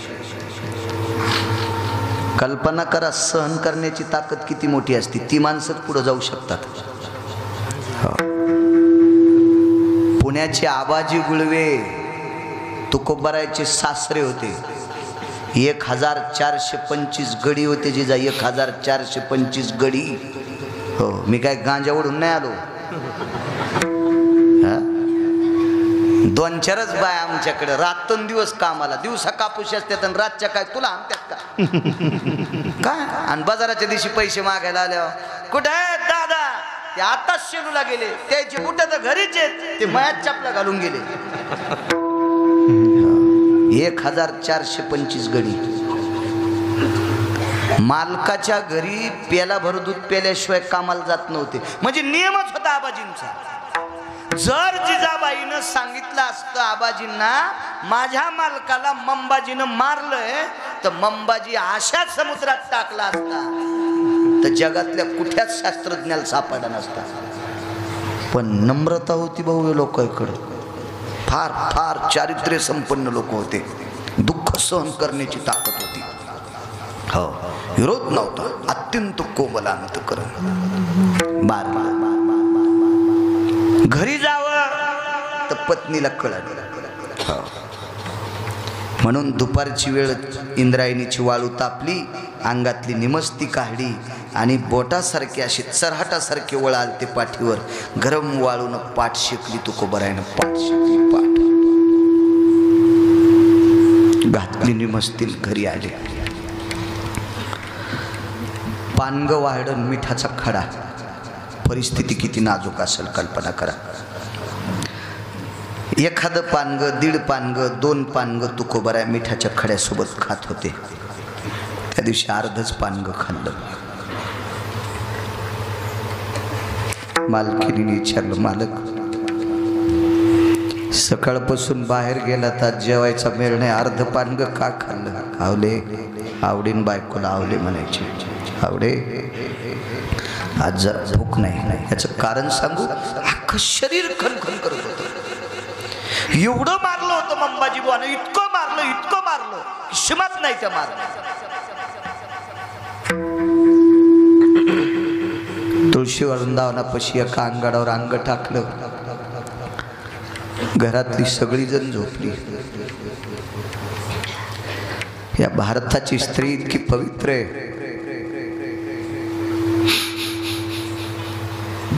उन्हाळ्याचे दिवस, चांदण्याचा प्रकाश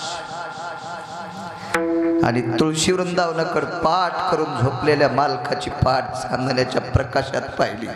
अंतःकरण गहिरू झालं. देवा, किती निष्पाप माझे मालक. काय अंतःकरण माझ्या मालकाचं कोमल. कोण मारलं असेल? उठवलं त्याने. झोपला. आवले मालक, मला कळाला आज तुम्ही का जेवला नाही. आवले मंबाजी बुवानं मारले. का मारलं? मसड गेली त्यांच्या शेतात. जिजाबाईचा अधिकार इतका मोठा होता. ह्या बाईच्या पायात काटा मोडल्यावर पंढरपुरातलं गुरख्याच्या रूपातून येत होतं. कल्पना करा बाईची ताकद किती मोठी असेल, बाईचं भक्तीचं टोक किती मोठं असेल. माझ्या लहानपणी काटा मोडल्याच्या नंतर काटा काट्यानं काढीत होते, पण काटा दिसण्यासाठी तोंडात बोट घालायचं, बोट ओलं करायचं, मग त्या पायाला फिरवायचं. एकदा बोट फिरल्यावर काटा दिसत नसतो, पुन्हा बोट तोंडात घालायचं आणि पुन्हा त्या पायावर फिरवायचं. हे बोट तोंडात ओलं करून पायाला लावित होता जगाचा बाप, पंढरपुरातला मालक. काटा उघडा केला सुत भाऊ, काट्यानं काटा नाही काढा.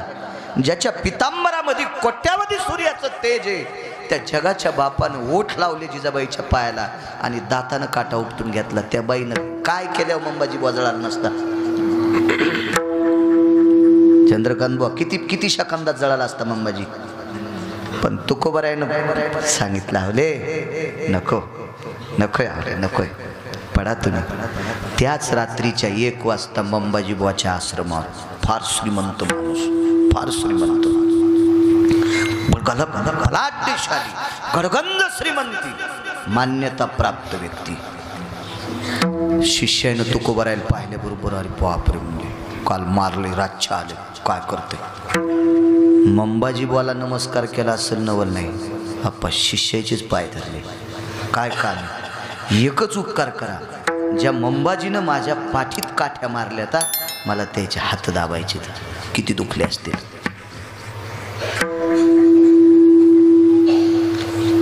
पण काही शिष्याच्या लक्षात आलं, आधा कदा जर रागाच्या भरात गळा दाबला तर भीती होती ना, भीती होती, मारलं होतं तसं. पण त्यांच्याही लक्षात होतं तुकोबाराय या विकृतीतली लोक नाही, दाबले हातपाय. ते मंबाजी सामान्य नव्हता. पुराणात अधिकारी लोकांची नावं येत असतात. मंबाजी एवढे मोठे अधिकारी होते, एवढे मोठे अधिकारी होते, रुद्रसूक्तामधला एवढा प्रख्यात पंडित होते की ज्याच्या वृत्तसूत्राचे स्वर ऐकल्याच्या नंतर काशीतला मालक येडा झाला आणि रोज सकाळी 2:45 वाजता उठवायला येत होता. शंख वाजित होते मंबाजीच्या कानात, शंख वाजित होते, शंख. हो, आपल्याला उठायचं असेल ते अलाराम लावा लागतोय. मंबाजीचा अलाराम काशीतले शंकर होते, काशीतले शंकर. शंख वाजल्याबरोबर पहाटे उठायचे. तुकोबारायच्या लक्षात आलं भगवान शिवजी येतील, आपण निघून जावा. शिवजी आले आणि उठिल्याबरोबर प्रणाम केला. शिवजी निघून गेले आणि रात्री जेवढे सांभाळायला होते का नाना त्याला सांगितलं इकडे या. लावदार आतून कडी लावली, बेतान इकडं आण म्हणले, बेत इकडं. सांगा रात्री हातपाय कोण दाबले, सांगा कोण दाबले रात्री हातपाय. बंडू बुवा शिष्याला वाटलं नक्की तुकाराम महाराजांनी याच्या फासुल्या मोडल्या. दाबू दाबू ततपप मोम चालले. म्हणले बेटा होत लक्षात घ्या, तुम्ही सांगितलं तरी बी हाणणार चुकल्यावर, आणि नाही सांगितलं तरी हाणणार. त्याच्यापेक्षा मुकाट्या सांगा. निमूटपणे एकानं सांगितलं तुकाराम महाराजांनी तुमचे हातपाय दाबले. तुकाराम हा शब्द सेवकाच्या तोंडातून पडणं आणि मंबाजीच्या कानावर आदळणं, आणि मंबाजीचे डोळे रडत नव्हते, मंबाजीचं अंतःकरण रडत होतं. शिवाजी भाऊ अंतःकरण रडत होतं, अंतःकरण कुरळा आला अंतःकरणातून. आणि तेवढ्या सकाळी इंद्रायणीचं स्नान न करता, इंद्रायणीचं स्नान करून बाहेर आलेले तुकोबाराय बंडू बाबा पाय धरले, मंबाजी भाऊनं पाय धरले, माफ करा. खंटाच्या काठीनं मारणारा मंबाजी निष्पाप अंतःकरणाच्या तुकोबारायच्या सानिध्यात बुटासह दर्शन घेऊन त्यांचं शिष्यत्व पकारलं. पण ताकद कशाची, पहिल्या कडव्याची. चित्त शुद्ध तरी शत्रु मित्र होती, चित्त शुद्ध तरी शत्रु मित्र होती.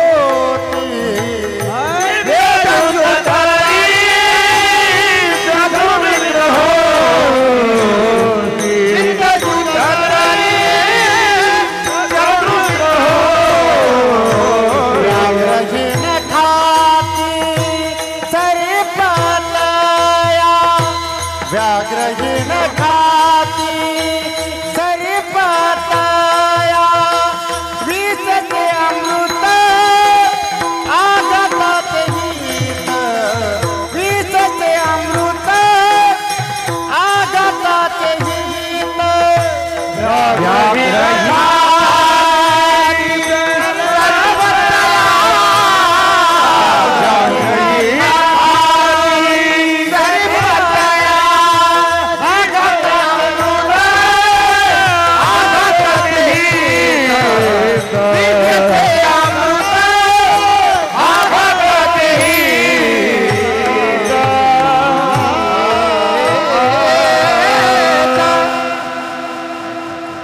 सगळ्या संतांचा अधिकार बघा, सगळ्या संतांचा.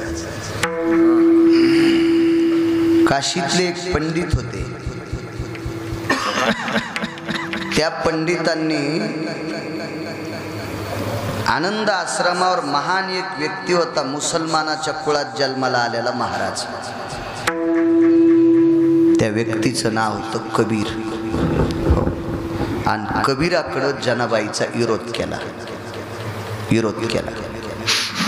जनाबाईचा अधिकार बघितल्याच्या नंतर काशीतला तो पंडित हाताचे बोट तोंडात घालीत होता, नवल नाही, पायाचे बी चोखू लागला.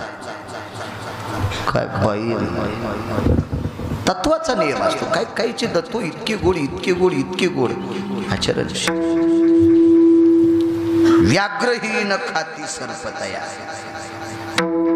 ज्याचं चित्त शुद्ध आहे त्याला वाघ खाऊ शकत नाही. एक महाराज आजारी पडले. 10-5 त्याचे शिष्य होते. डोंगरामध्ये एका झाडाच्या पायथ्याला वळकटी टाकली. महाराज तिथं झोपलेले, आजूबाजूला शिष्य. त्या काळातले राजवैद्य बोलिले. वैद्य म्हणजे डॉक्टर. राजवैद्य अफाट प्रकांड विद्वान वैद्य बोलले. हो, माझ्या वाचण्यामध्ये रामायणामध्ये सुषेण नावाचे वैद्य, हो, प्रकांड विद्वान. तसा एक राजवैद्य बोलिला. आणि त्या राजवैद्यानं सांगितलं, यांचं पोट वाघिणीचं दूध दिल्याशिवाय राहतच नाही. कसं शक्य वाघिणीचं दूध काढायचं? आमची इथं तारीख घ्यायला एक गाडी आली. 7-8 माणसं आले. सोमवारचा दिवस. आणि 7-8 माणसं सकाळी 9:30ला आले. आल्याबरोबर त्यांनी पाय गे धुतले. 2-4 पत्राची बैठक आपली. चवळ टाकलं ते त्याच्यावर बसले. पण मी आमच्या घरी आपलं शिकलेलं आहे, जोरात म्हणल्याशिवाय चहा करीत नव्हते. मी म्हणला, अरे चहा कर बरं. मग असा विचार होता की याय ना म्हणा न ग महाराज, आता देवगावला पिऊन आलो. पण हे काहीच म्हणले नाही ना. वाघिणीचं दूध कसं काढायचं याच्यावर सांगायचं. मग 5-4 मिनिटाला पुन्हा मी म्हणलं, अरे पाय बरं चहाचं. तरी याच्यातलं कोणीच काही म्हणे. मी पुन्हा म्हणलं, अरे तुला ऐकायला नाही आलं का रे? चहा करणं 5-7 कप. तर याच्यातला म्हणला, महाराज 1:30 वाजले ना, काय करायचं चहाचा, सोमवारच सोडून जाऊ ना. अवघडच काम झालं होय आता. हे फुकट कळण शेंडी वळवळ हे उगा आगाऊच ना आता. आमच्या घरचे तिकून म्हणले, मोघात मोठ्यानं म्हणायचं ना. मागच्याला वाटत असेल खरंच याची इतकी येडी आहे का नाही. तितकी येडगळ असल्या मी नाशिकला गेलो असतो, अंगाला काव लावून जय बम बम बोले. तुम्हाला राग येईल म्हणून तिच्यावर घ्यालो, पण इमानदारीनं तुमचं सांगायलो. यायला वाटलं खरंच इतकी येडपट आहे का नाही याची.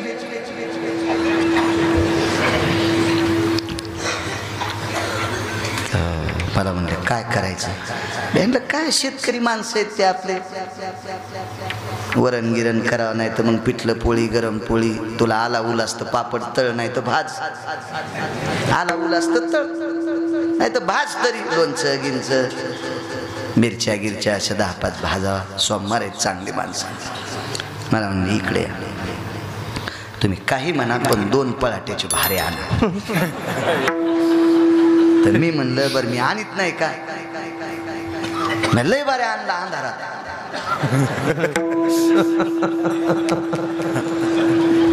मला सगळे अंधारे ध्यानात आलेत, कोणते कोणते अंधारात आणते. दुसऱ्याकडे बोट दाखिले, आपल्याकडे लय फिरलेले असते तर हे ध्यानात ठेवलं पाहिजे. पण आता हे चांगल्या मोठे माणसं आहेत बाबा हे. आणि मी कीर्तनात लय बोलत होतो, हे म्हणतील हे तर ममुल्याचे. चालला भारा घेऊन पहाट्याचा. ती म्हणली बरं मी का आणत नाही का, पण सकाता त्याची कुत्री आपल्या फासाखाली येली. पराच्या दिवशीच येली. आणि तेव्हापासून बाई ती मागच लागायली. आणि मी काही पहाटे आणत नाही. मी म्हणलं फासा आपले, जागा आपले, आणि कुत्री सकाता त्याची, तिला काय भ्यायचं. ती म्हणली बरं तुम्ही आणा 2-4 पहाटे.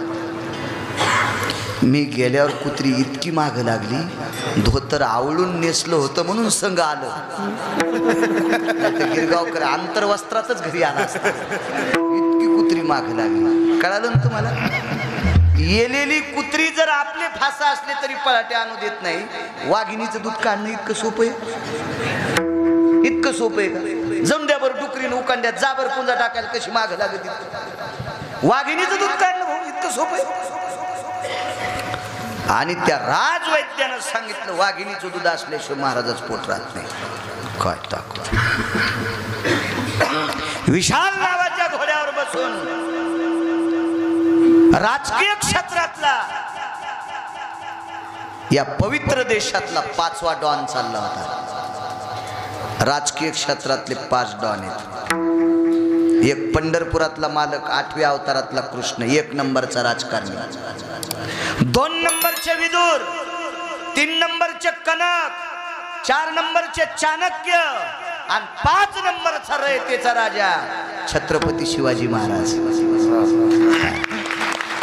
काय राजा आहे.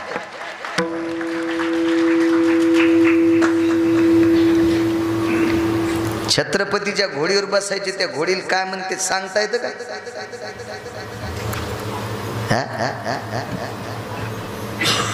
नुसता बिल्ला लावायचा, झेंडा हातात घ्यायचा, जयंतीच्या दिवशी देसाड प्याचं, चंद्रकोर लावायची, दाढ्या वाढवायच्या आणि माईला झपकायचं. इतकंच येतं का? त्या घोडीचं नाव होतं कृष्णा. घोड्याचं नाव विशाल. महाराणा प्रताप बसायचे, राजा महाराणा प्रताप बसायचे, त्याला चेतक म्हणायचे. चेतक. या जुन्या आपल्या आदर्श संपन्न लोकांचा इतिहास पाठ असला पाहिजे. किती पत्न्या होत्या छत्रपती शिवाजी महाराजांना? 8. वा वा 8 पत्न्या होत्या. सईबाई, सोयराबाई, सकवारबाई, पुतळाबाई, किती झाल्या? 4. बाकीच्या 4 गेल्यावर घरी गेल्यावर पाठ करा. तुम्हाला गिरगावकराची शपथ आहे. हो हो. ज्याला छत्रपती शिवाजी महाराजांच्या 8 पत्न्या पाठ आहेत, ती या पवित्र देशाच्या आई होत्या. त्या 8 जणी. आपल्याला पाठ असा नुसता पोकळवादी कारभार नुसता आपला. आपले जयंत्या उत्सव म्हणजे लोकायला लुटण्यापुरते चालले. चंदे जमा करा, पट्ट्या जमा करा आणि सगळे नाटकं करा. हलकटपणाचं टोक आहे. बघा बाकीचे लोक धर्म मोडतात का? सिमेंट कालिनारा मुसलमानाचा मिस्त्री, तर जगातला 1 नंबरचा श्रीमंत मुसलमान त्याच्या लग्नातले नियम मोडत नाहीत. आपल्याकडे जरा जरा पैसे झाले की नियम धाब्यावर टाकले. साधे मंगलाष्टक नाहीत आपल्या लग्नानं नीट. ताईबाईन, काय द्वारकाबाईन, आनसाबाईन, चतुराबाईची, नानासाहेबाचं पोरगण, कोणाचा नातून, हेच भाडायलेत. मंगलाष्टक म्हणणारे इतके रडायलेत, नवरी काहीच रडणं. कारण सोयरीक झाल्यापासून तिनं 6000चं बॅलेन्स उडीलंय. तिनं चट पाहिलं, सासरा तळ्यात हे, सासू मळ्यात हे, नवरा मोठी ते, देर तांगड्या खाली दाबलाय टाचा खाली, आणि कशाला मरायला रडण आणि हे फोकण्या रडायला लागणार. विठाला विठाला विठाला.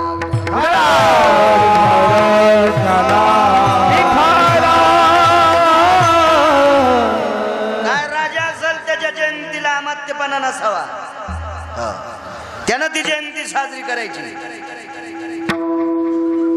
विशाल नावाच्या घोड्याला टाच मारली आणि घोडा चाललाय. महाराजावर प्रेम करणारा, ज्याचं दुखतंय त्या महाराजावर प्रेम करणारा कल्याण नावाचा शिष्य होता. त्याच्या लक्षात आला टापाचा आवाज, रयतेचे राजा छत्रपती शिवाजी महाराजांचा घोडा आहे. पारख होती काही लोकांना. आवाज दिला, राजा. ओझरता पर्वतातून वलय घेऊन आवाजाचे पडसाद पडले आणि आवाज कानावर आल्याबरोबर कोणीतरी दुःखद आवाजानं लगेच घोडा आखला त्या दिशेने. कोण? कल्याण. प्रणाम महाराज. काय काय महाराजांचं पोट दुखतंय. राजवैद्य, वैद्य सगळे बोलले, हकीम, जोगी सगळे बोलले, सगळे बोलले. एका राजवैद्याचा अनुमान यांना वाघिणीचं किंवा श्विणीचं दूध पाहिजे. काय हरकत नाही, उद्याच्याला देऊन टाकू. छत्रपतींचा शब्द देऊन टाकू. 5व्या क्रमांकाचा राजकारणी. लावा रावट्या. तंबू ठोकले, 50 मावळे असतील. सकाळचं स्नान गिन आटपलं, रायरेश्वराचं सुक्त म्हटलं, आई जगदंबेचं स्तवन केलं, नित्य नेमाविनं अन्न खायतो हो. तेव्हा नियम नाही त्याला कुत्र म्हणले, आणि अति नियम ज्यानं बांधून घेतले त्याला गाढव म्हणले हो. नवऱ्याला पटकन जाण्याला जायचं, ही म्हणली मो हरिपाठ झाल्याशिवाय तुम्हाला चहा करीत नाही. येडगळेस का काय तू? त्यो गेल्यावर दूध करणं तुला कोर हरिपाठ करायचा. नातू शाळात जायच्या टायमाला हिच्या एक प्रदक्षिणा चालते. मूर्खपणाचं टोक. कर्तव्यातला परमार्थ असला पाहिजे, हा सर्वात मोठा नियम. नाही त्याला कुत्र म्हणले, आणि अति नियम ज्यानं डोक्यावर घेतले त्याला गाढव म्हणले. शांती ब्रह्म एकनाथ महाराजाकडे एक पाहुणा आला आमचा. आल्याबरोबर महाराजांनी आदर केलं. गिरिजा काकीन पाय धुतले. ज्या बाईला शिवाजी भाऊ 55,000ची पैठणी होती त्या काळात, 400 वर्षापूर्वी 55,000ची पैठणी नेसायला, आणि ती पैठणी नेसायला पंढरपुरातला मालक धुवाला होता. ती पैठणी धुवाला पंढरपुरातला मालक, बाई किती अधिकारी असेल, आणि तिनं त्याचे पाय धुतले. नाथांनी सांगितलं पुरणपोळीचा स्वयंपाक करा. कधी कधी नियम बाजूला असते, कर्तव्यातला परमार्थ असला पाहिजे. काही काही नियम असे असावा, काही ठिकाणी नियमच करा, काही ठिकाणी कर्तव्यच नियम असतो. मालक जर आजारी असेल तर बाईनं त्याची सेवा करणं हेच तिचा गाथा आहे, हेच तिची ज्ञानेश्वरी आहे, हेच तिचं कीर्तन आहे. बाईनं सांगितलं बाळू महाराजाचं कीर्तन आहे, मी चालले कीर्तनाला. मालक म्हणले अगं मला 20 मिनिटाला शुगर असल्यामुळे लघवी येते, आणि मला बाथरूम पस्तूर चालता येत नाही. कोण नेईल? आजचे दिवस दाखवा माय तुमचं कसं बी. ही कीर्तनात येऊन बसली, म्हातारं पळडं तंगडं मोरडं. कोटी बाळू महाराजीने शिजून खाल्ले तरी तिला पुण्य नाही. गेलं हिचं कीर्तन नदीला. कर्तव्यातला परमार्थ आहे, कर्तव्यातला सगळ्यात मोठा परमार्थ बाईचा आपल्या मालकाची सेवा हो. ज्याचे आई वडील जिवंत आहेत का त्याचा सगळ्यात मोठा परमार्थ आई वडिलावर निष्ठा. मायबापे केवळ काशी, आणि तेने न जावे तीर्थाशी. कोण्यात तीर्थाला जायची गरज नाही, हेच नियम आहे. सकल तीर्थाची अधुरे जे का जाण माता पितर. एवढी मोठी ताकद, फार मोठी शक्ती. पंक्तीच्या टायमाला सांगितलं तुम्ही संध्या नाही केली. म्हणले महाराज मी संध्या लय करीत होतो, पण आता माणसं जीव घालणं हीच माझी संध्या आहे. ते म्हणले काय येडपट आहेत तुम्ही? पाहुणा म्हणला गणेश तात्या कळतं का तुम्हाला काय? संध्या करीत नाही, तुमच्या घरचं मी खातच नाही. गिरिजा काकी पाय धरायलेत, एकनाथ महाराज पाय धरायलेत, गावबा काका पाय धरायलेत, मंत्री महामंत्री सुमंत्री पाय धरायलेत. जिजा ऐकत न पटल्या. शेवटी नाथ महाराज म्हणले तुम्ही संध्या कधीपासून करता? गेली 40 वर्ष झालं संध्या करतो. कशा करता? भगवान विष्णू परमात्म्याच्या प्राप्ती करता. एखाद्याशी स्वप्न पडलं का? नाही. मग मी संध्या याच्या करता करीत नाहीत, तुम्ही ज्याच्या करता संध्या करता ते तुम्हाला तूप वाढायला होतं. तुम्ही ज्याच्या करता संध्या करतात ना ते आपल्या पंक्तीला तूप वाढायला होतं. झाली संध्या संदेह माझा गेला, आत्माराम हृदय किंवा शेजे प्रगटला. कर्तव्यातला नियम होता आमचा. आपण या नियमाला पोचू शकत नाही, पण आपले काही नियम आहेत. राहिलं जास्त काही म्हणणं, एखादा अभंग पाठ असावा, एखादी ओळी पाठ असावा, एखादा श्लोक पाठ असावा, किंवा नियम स्नान झाल्याबरोबर मारुती रायाचं दर्शन, हाच नियम ठाचा. मारुती रायाचं दर्शन, पांडुरंगाचं दर्शन, किंवा तुळशीला प्रदक्षिणा 3 करणे, इतका तरी नियम. किंवा देवाचं नाव घेऊन गंध लावणे, इतका तरी नियम. छत्रपतींनी रायरेश्वरांचं सुक्त म्हटलं, भगवान शिवशंकराचं आसव सुक्त. दंड मुंड भय सुदयनि कालम अपि संगा भय जायन्ति वृष्णिर भयतति छंद सुधा पाशांकुश भय धरोजना वृषभारूढो भयतीता दम्रु त्रिशूलं नृत्य भयो नभस्वयां व्यालायो त्रिनेत्रायां भवन्यतो पंचानन भयविभूषित काला गिरिजापतये तन्नवा गिरिजापतये तन्नवा गिरिजापतये तन्नवा एकदंत भय लंबोदर सिद्धि विनायको जना कारतं वीर्यों भवन्ति वास शास्त्रा प्रणोमुच्यन्ते कैलासादि आधिपत्याय नभस्वजायं सुरोपना विलेपनायति विवस्वतिलेप गंगाधर वय जनोयना जटाधरायति सकल सुरा जटाधरायति सकल सुरा जटाधरायति सकल सुरा आशा शास्त्रा आई जगदंबेचं आटपलं. सकाळचे 9:30 वाजले. उन्हाच्या तिरंबीला बसले आणि 2 वाघिणीची पिलं थोड्या थोड्या वाहड्याला गवतात खेळत होते. एक पिल्लू दुसऱ्या पिल्ल्याच्या अंगावर. तुम्ही अजून बी लक्षात घ्या, सकाळी सकाळी लहान लहान कुत्रे कुत्रीला पिले की त्याचं पोट भरत आहे. पोट भरल्यावर ते कुठं खेळत येत माहिती का, एकूण एकाच्या अंगावर लोळत येत, अशा उड्या आणतात. हे पाहिले असतील ना बारकाले कुत्रे कधी. हा, तसं ते वाघिणीची पिल्ले एकूण एकाच्या अंगावर खेळत होते. अनुमान प्रमाण काढलं पिल्ल इथे त्यार ती वाघिणी जवळ असावी. पळाट्या खाली पिलं होते म्हणूनच बाळू महाराजाला कुत्रीने पळाट्या आणू द्यायला नाही. ती पिला जवळच होती. मग कुत्री पिले मोठे होस तर लांब जात नाही. वाघीण कशी जाईल? जात नाही जात नाही तिथंच होती. अनुमान प्रमाण कळलं पाहिजे माणसाला. राजाची स्वारी चालली. मोठा राजा होता त्या काळातला. आता मोठा माणूस चालल्यावर त्याचे भालदार चोपदार मंत्री महामंत्री अशी पुढे चलत असते. जिजा हे सरकार आहे, राजेसाहेब आले, सरकार आहे, राजेसाहेब आले. आजही मोठ्याल्या माणसाच्या मागं पुढे पोलीस असते. एक आंधळ होत जलमान, त्याला असं ढकलून दिलं. तर ते म्हणलं हवालदार साहेब जरा दमान ढकला ना राव, मला दिसत नाही. हवालदार म्हणलं याला दिसत नाही, मला हवालदार कसं काय म्हणलं. हवालदार म्हणलं इकडे. त्यानं असा रुमाल फिरीला. काय दिसत होतं? ते म्हणलं हवा काऊन हाणायली. ते म्हणलं कशाने हाणायलं. ते म्हणलं मला दिसती का पण लागायली हवा. तुला खरंच दिसत नाही मग तुम्हाला हवालदार कसं काय म्हणला. ते म्हणलं अनुमान प्रमाण. त्यानं तितक्यावर थांबवा. वाघिणीची पिल्ल पाहिल्यावी तर वाघिणी अनुमान प्रमाण. ते तितक्यावर नाही थांबला. ते राजाला म्हणलं राजे साहेब असं आपल्या नगरीत आंधळ. त्यानं मला धक्का लागल्यावर म्हणलं हवालदार. अरे बाप.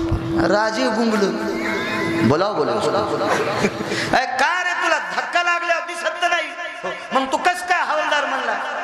जाऊ द्या जिथं टेकन तिथं न्यायचं म्हणला. राजेश साहेब पठ्ठ्याला कळत आहे.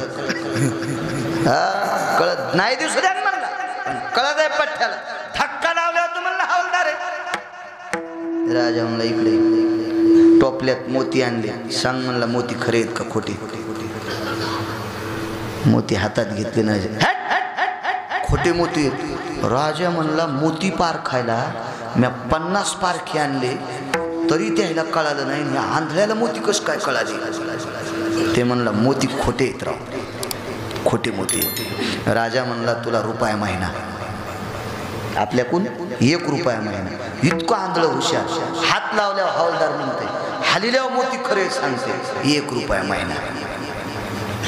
ते म्हणला एक सांगतो आमच्या तिकडचं कुळ सांगतो का कसं काय होतं.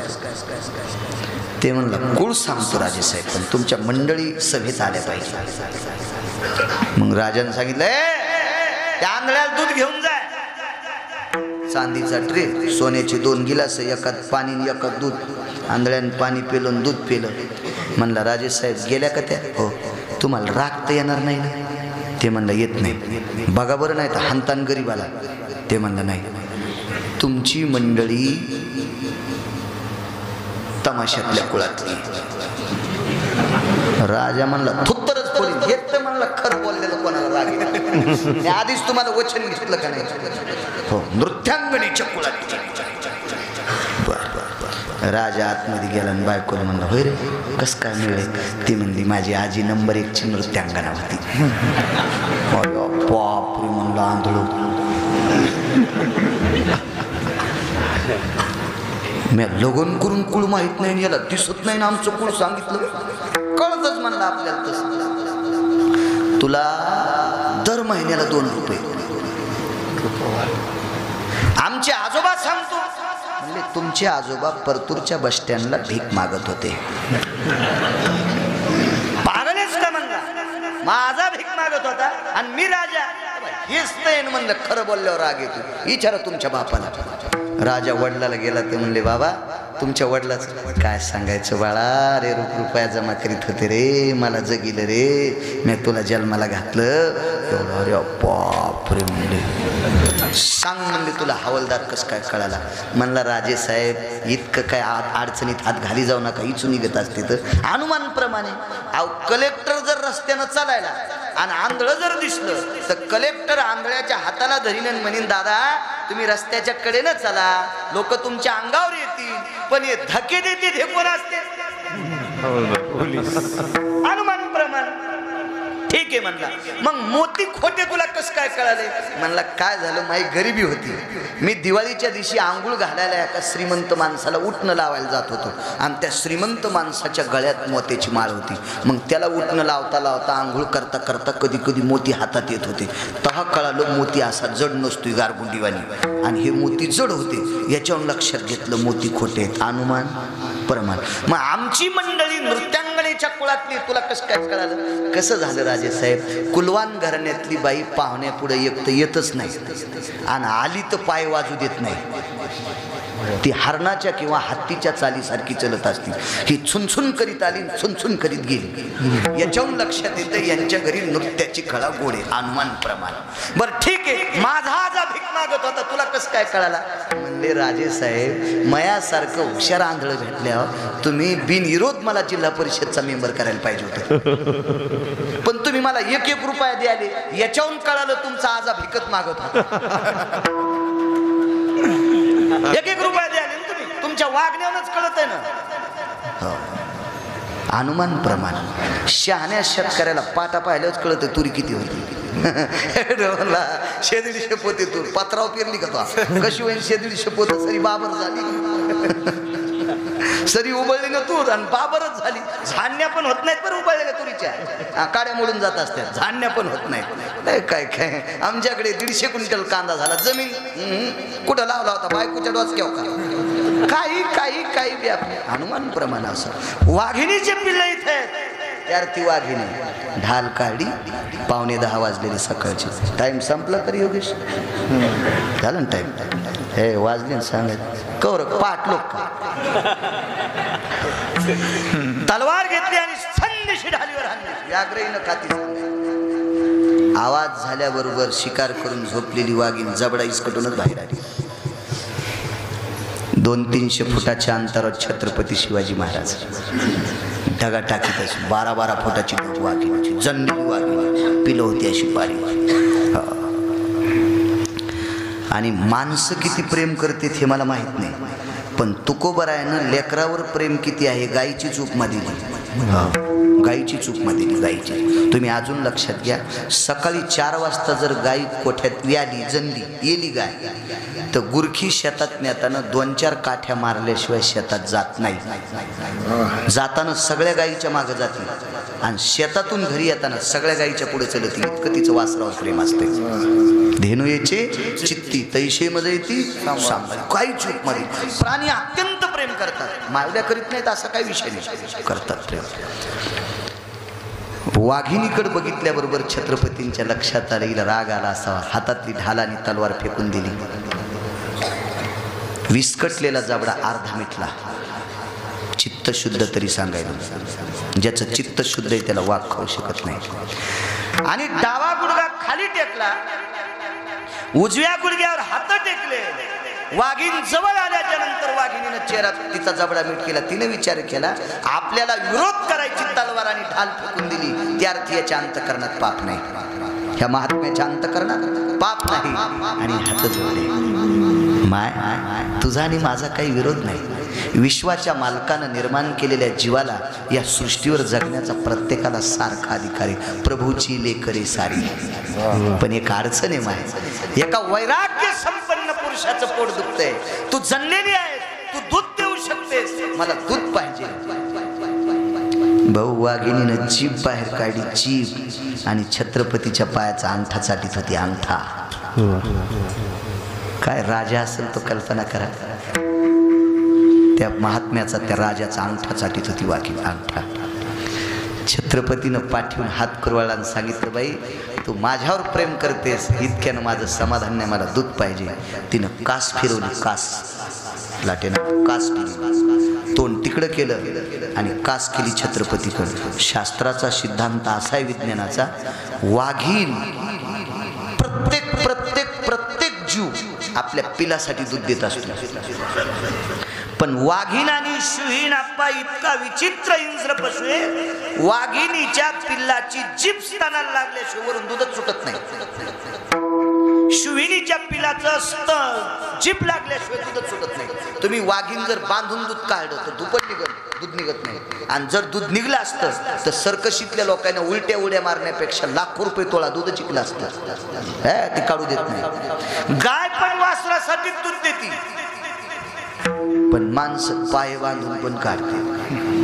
मसळ पण वाघरासाठी दूध देते. बरेच माणसं सुरुवातीचं 3 दिवस वाघराला दूध पाहिजे, ते कोण्याच कामाचं नसतं. मेल्याव मधलं काढायचं, साळीचं तणच भरायचं आणि मग वाघर म्हशी पडत होते. मसळा जरा गाईपेक्षा येडगळ असतात. मसळा जरा गाईपेक्षा, तुम्ही अजून बी लक्षात घ्या, मसळ जर नदीवर गेली तर पाणी पितीन, गोमतीरण शेण पाण्यातच टाकीती. असं गाय करीत नाही. कोणाच्याच नशिबात मसळ येऊ नये. शक्यतो गायी आल्या पाहिजे सगळ्याच्या नशिबात. हा, म्हशी पिळे घ्यायचा नाद असतो म्हशी. तुम्ही अजून बी लक्षात घ्या, पेंडी टाका, 4 खाईन 12 तुडूनच फिरीन, खळे करायचा लय नाद म्हशीला. हा, म्हशी येऊ नये कोणाच्या जीवनात, सगळ्याच्या जीवनात गायीच आल्या पाहिजे. काय सांगू लागला? हा, कास फिरी. मसड पण वाघरासाठी दूध देते, पण आपण काढतो. आमच्या इथला एक माणूस होता, मी त्याच्या इथला कवच चहा नाही प्यायला. ते म्हशीचं दूध काढताना मला वाटतं सड कोरडं होत असते, मग कोरडं झाल्यावर पुन्हा बकेटातलं दूध लावा लागते. ते दूध नव्हतं लाईत, असा तोंडातला फेस लाईट होता. मी नाही, मी म्हणलं मरण पण तुझ्या घरचा चहा नाही प्यायचा. अशी काही शेळी कोणासाठी दूध देते? येस, पिल्यासाठीच देते. पिल्यासाठी दूध देते, पिल्यासाठी. पण लय शेळ्या सांभाळणार बी काही काही बाया अशी खपक्या डालाखाली पिले आणि त्या डालावर पुन्हा जातेची पाळू शेळी तिकून आलेली अशी बांधलेली. ते गलुल्या पाहतो, गलुल्या म्हणजे बोकड्या, असा पाहतो डालातून, आणि गलुली बाजूला होती पाठ. ते म्हणलं, हे ताई काय आईला दूध आलंय, एका स्तनाचं तू पिन, एका स्तनाचं मी पेन. तर गलुली लय हुशार म्हणजे, गलुल्या चुडेलीन पिऊ देईन तो खरं. ती मधात गेली, ढवळा तांब्या आणला, आणि शेळीचं तंगड ओढण इथं नसतंय, ह्या मेचकीत असतं. मी बसल्यामुळं आता मला सांगता येणार, लगेच शेळीचं तंगड मेचकीत टाकलं आणि चट पिळून घेतलं. निघणं गेल्यावर खालून दणका, उलटा असा हात हाणते. हे वाघिणीसाठी चलत नाही, अद्याप नाही. छत्रपती शिवाजी महाराजांनी तिला विनंती केली, वात्सल्य भयस्थितानां दुग्धान भवस्थितेषु स्तनान विभूषितो भयानां वात्सल्यामस्तितो जया. हे बाय, तुझ्या पिलाची जीभ लागल्याशिवाय दूध निघत नाही, मला ज्ञान आहे. आणि पिलं जवळ येऊ शकत नाही, मला तर दूध पाहिजे. धारच सुरू झाली. पण वाघिणीचं दूध ठेवण्यासाठी पात्र लागतोय. मुकुट पालथा केला, वरून जिरे टोप, आतून स्वर्णाचा पत्रा, आणि मुकुटभर दूध काढून साधून नेऊन टाकलं. दूध खरं आहे का बघण्यासाठी रिकिबीवर थेंब टाकला. तेजाबापेक्षा हजारो पटीनं कडक दूध असतं ती वाघिणीचं. शिद्रच पडलं डोकं. साधूला देऊन टाकलं. त्या साधूनं प्रणाम केला, काय राजा आहे महाराज, चित्त शुद्ध तरी शत्रू मित्र होती, व्याघ्रहीनं खाती सरपत्या, वाघ खाऊ शकत नाही. विठोबार कुमार, विठोबार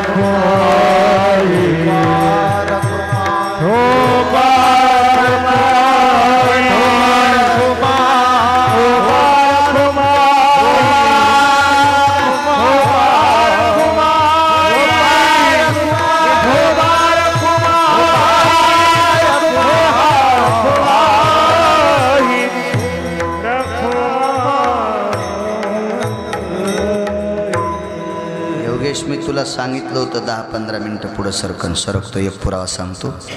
विषय ते अमृत. कबीरदासाचं भजन चालू झालं. द्वादशीचा जागर होता, एकादशीचा जागर, आणि द्वादशीला सकाळी खिरापतीचा प्रसाद असतो.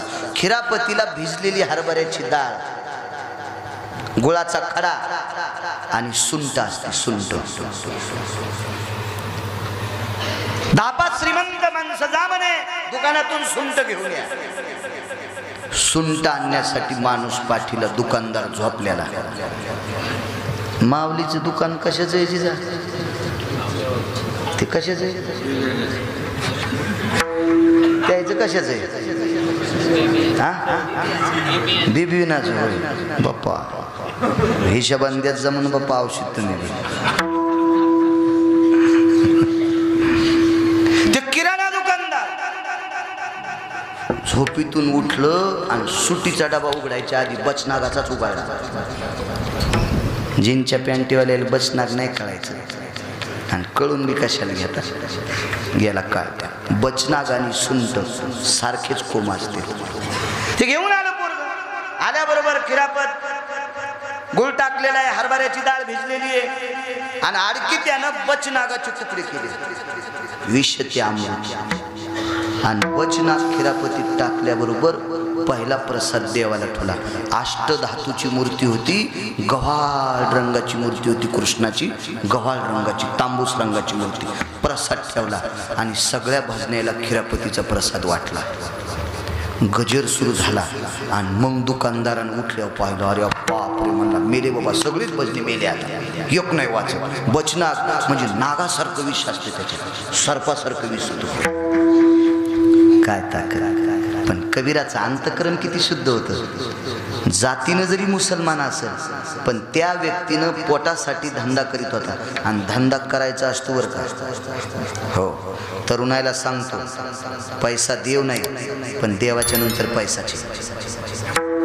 पैसा देव नाही पण देवाच्या नंतर पैसा आहे. एकदा आम्हाला भूक लागली नाही करे आसरा, आणि ती आमची बारीकशी बॅग असते, तुम्ही दिलेले पैसे टाकायला माझ्या जो, ती त्या दिवशी घरी विसरली. मग आमच्या जो काय याच्यात काही फोन पे नसते, काही नसते, काही देवाचं काहीच नाही. मग एक लहानशी टपरी, तिथं चहाचं दुकान, 9-10 बिस्किटाची पुढे. मी आसारामला म्हणलं त्याला जाऊन सांग, बाळू महाराज श्लोक लय खास म्हणते, तुम्ही 2 बिस्किटाचे पुढे फुकट द्या, नाही तर उधार द्या. तर ते याला म्हणला, तू ह्या महाराजाला म्हण श्लोक कीर्तनात म्हण, इथं 10 रुपये दे, इथं मला बायको आहे म्हणला, तुला बिस्किट देऊन तिला काय खाऊ घालू. तेव्हापासून लक्षात आलं पैसे लागतात कडे. हरि का नाम पेट का धंदा न करे मूर्खांदा. आपण ज्या कुळात जन्माला आलो त्या कुळाचा कुलाचार करणं याचं नाव भजन आहे, पण पोटासाठी धंदा करणं महत्वाचं आहे. पेट का धंदा न करे वो मूर्खांदा. पोटासाठी काम करायलाच पाहिजे. कोणाच्या वाट्याला नोकरी आली असेल, व्यापार आला असेल, का आला असेल, त्यानं त्याच्या पद्धतीने व्यवसाय करून 2 पैसे घरात आणले पाहिजे. जी पाहुणे पत्रिका देत नसतात यश, तीच पाहुणे बरं झाल्यावर मुळवाटे देत असते. तीच पाहुणे बरं झाल्यावर मुळवाटे देत असतात. मुळवाट्या जी पाहुणे कधीच विचारित नाहीत, त्या घरी एखादं पोरग नोकरीला लागलं की ते लगेच म्हणते, बघा बाबा आमच्याकडे घ्या आमचे लेकरू पदरात. आणि आधी त्याला 2 बबी होते, तेव्हा नाही विचारलं त्याला काय वाघारं झालते का, तेव्हा तू या 2 पोरी द्यायला नाहीस तो त्याला. धनवंतालागी सर्व मान्यता आहे जगी, पैशाला किंमत आहे. म्हणून माणसानं अर्थसंचय केला पाहिजे. जिभा घसरलेली माणसं पैशाच्या विरोधात बोलते, पण पैशाशिवाय संन्यासाचं पण काही चालत नाही. 2 अभंग पाठ केलेत मी नामदेवरायचे, पण नंतर सांगू पुढच्या ह्याच्यात. बस झाल्या, सगळ्या गोळ्या एक खाट्या दिल्यावर रिॲक्शन येत असते. रिॲक्शन येत असते. शास्त्रे कबीराचा धंदा आता पोटाचा शेलाईन. काय अंतकरण निष्पाप, शेलाईनता इंता भजन करायचं. ठाई ठाई सेल्यावरती दिसे राम नाम गो. ठाई ठाई सेल्यावरती दिसे राम नाम गो. राम नामाचं भजन त्या धाग्यातून निघत होतं. काय भजन असेल. काल एका गावाला गेलतो, कोणतं गाव तरी कालचं, खामगाव बार्शी. त्या खामगाव बार्शीला ठोंबरे आडनावाची माणसं आहेत. त्यांच्या वाड्यात पूर्वजांनी घेतलेला वाडा, त्याच्यात एक पीर निघलाय. त्या पीराला हिंदू पीर किंवा बामणी पीर म्हणते. त्या ठोंबरे घराण्यामधली मुलगी दुसऱ्या गावात जर दिली, तिला सासर खाटीक जरी भेटलं तर ती खात नाही. आणि त्या घराण्यामध्ये खाटीक कुळातली जरी घरात आली, खाटीक म्हणजे त्यांच्याच कुळातली, पण त्या कुळातली जरी आली तर ठोंबऱ्याच्या घरची सून झाल्यावर मांसाहार करीत नाही. आतापर्यंत त्या घरामध्ये मला वाटते 928 लोकांचं मतदान आहे. एकही माणूस बिनामाळीचा नाही. इतिहासात लिहाच्या जोग नाव आहे खामगाव बार्शी. तिथं पीर आहे पीर. फक्त फात्या हाणायला मुसलमान बलिते. एकही व्यक्ती बिनामाळीचा नाही. काल पाहिलं मी ते गाव. 2841 गाव कालच्यान माझे पूर्ण झाले. हे तर मागच लिहिलं मी, राठी बाबांना आणलं होतं तेव्हाच. हो, नाविन्य काय टोक असेल, काय अधिकार असेल काही लोकांचा. कबीराने निष्ठेनं भजन करायचं, अंतकरणात पाप नाही. दुकानदार पाहिले तसे पाहून भजनीत चक्र येऊन पडलेत का काय. तो रोजच्यापेक्षा जोरात गजर चालू आहे. आणि मग दुकानदाराच्या लक्षात आले अजून प्रसाद खाल्ला नाही. कबीराकडे आले, दर्शन घेतलं, प्रसाद. अरे म्हणले प्रसाद खाल्ल्याशिवाय गजरच करीत नाही. आणि म्हणले तुम्ही प्रसाद खाल्ला? सुंट न देता बचनात दिले. कबीरानं सांगितलं खातानच पाहिलं मी. मग तुम्ही का खाल्लं? याच्यातलं विष त्यानं शोषण करून घेतलं होतं. गव्हाळ रंगाची अष्टधातूची जी मूर्ती होती का, ती काजळासारखी काळी ठिक्कर पडली होती. ताकद कोणाची? ज्या साधूच्या अंतकरणात पाप नव्हतं. विष ते अमृत. मेवाडचा राजा, 14,000 एकर जमीन. मेवाडचा राठोड राजा, ज्याला 14,000 एकर जमीन होती. 14,000. मीराबाई नावाची पोरगी भजन करायची. मीराबाई नावाची पोरगी भजन करायची. पण ती भजन दार खिडक्या लावून करीत होती. ती कोणात करीत नव्हती. एकनाथ महाराजांच्या पुराव्याला होती. नको नको स्त्रियाचा परमार्थ, नको नको स्त्रियाचा सांगा. एखाद्याला कटाळा आला असला तर खाली पण बसा. विठाला विठा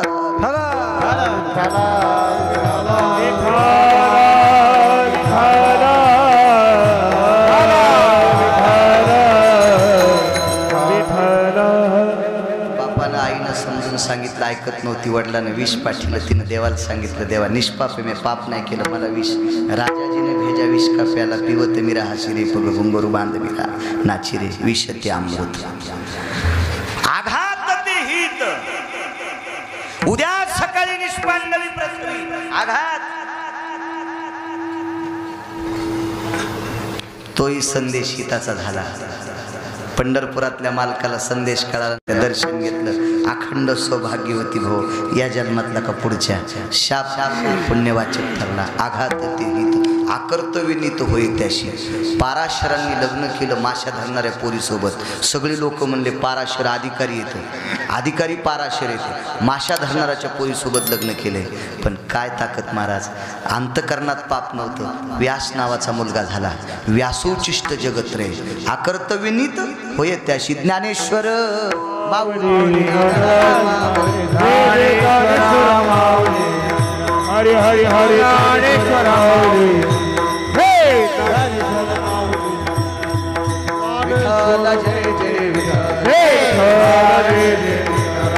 बोले रे बोले रे वा बोले महाराज नाही उच्चार.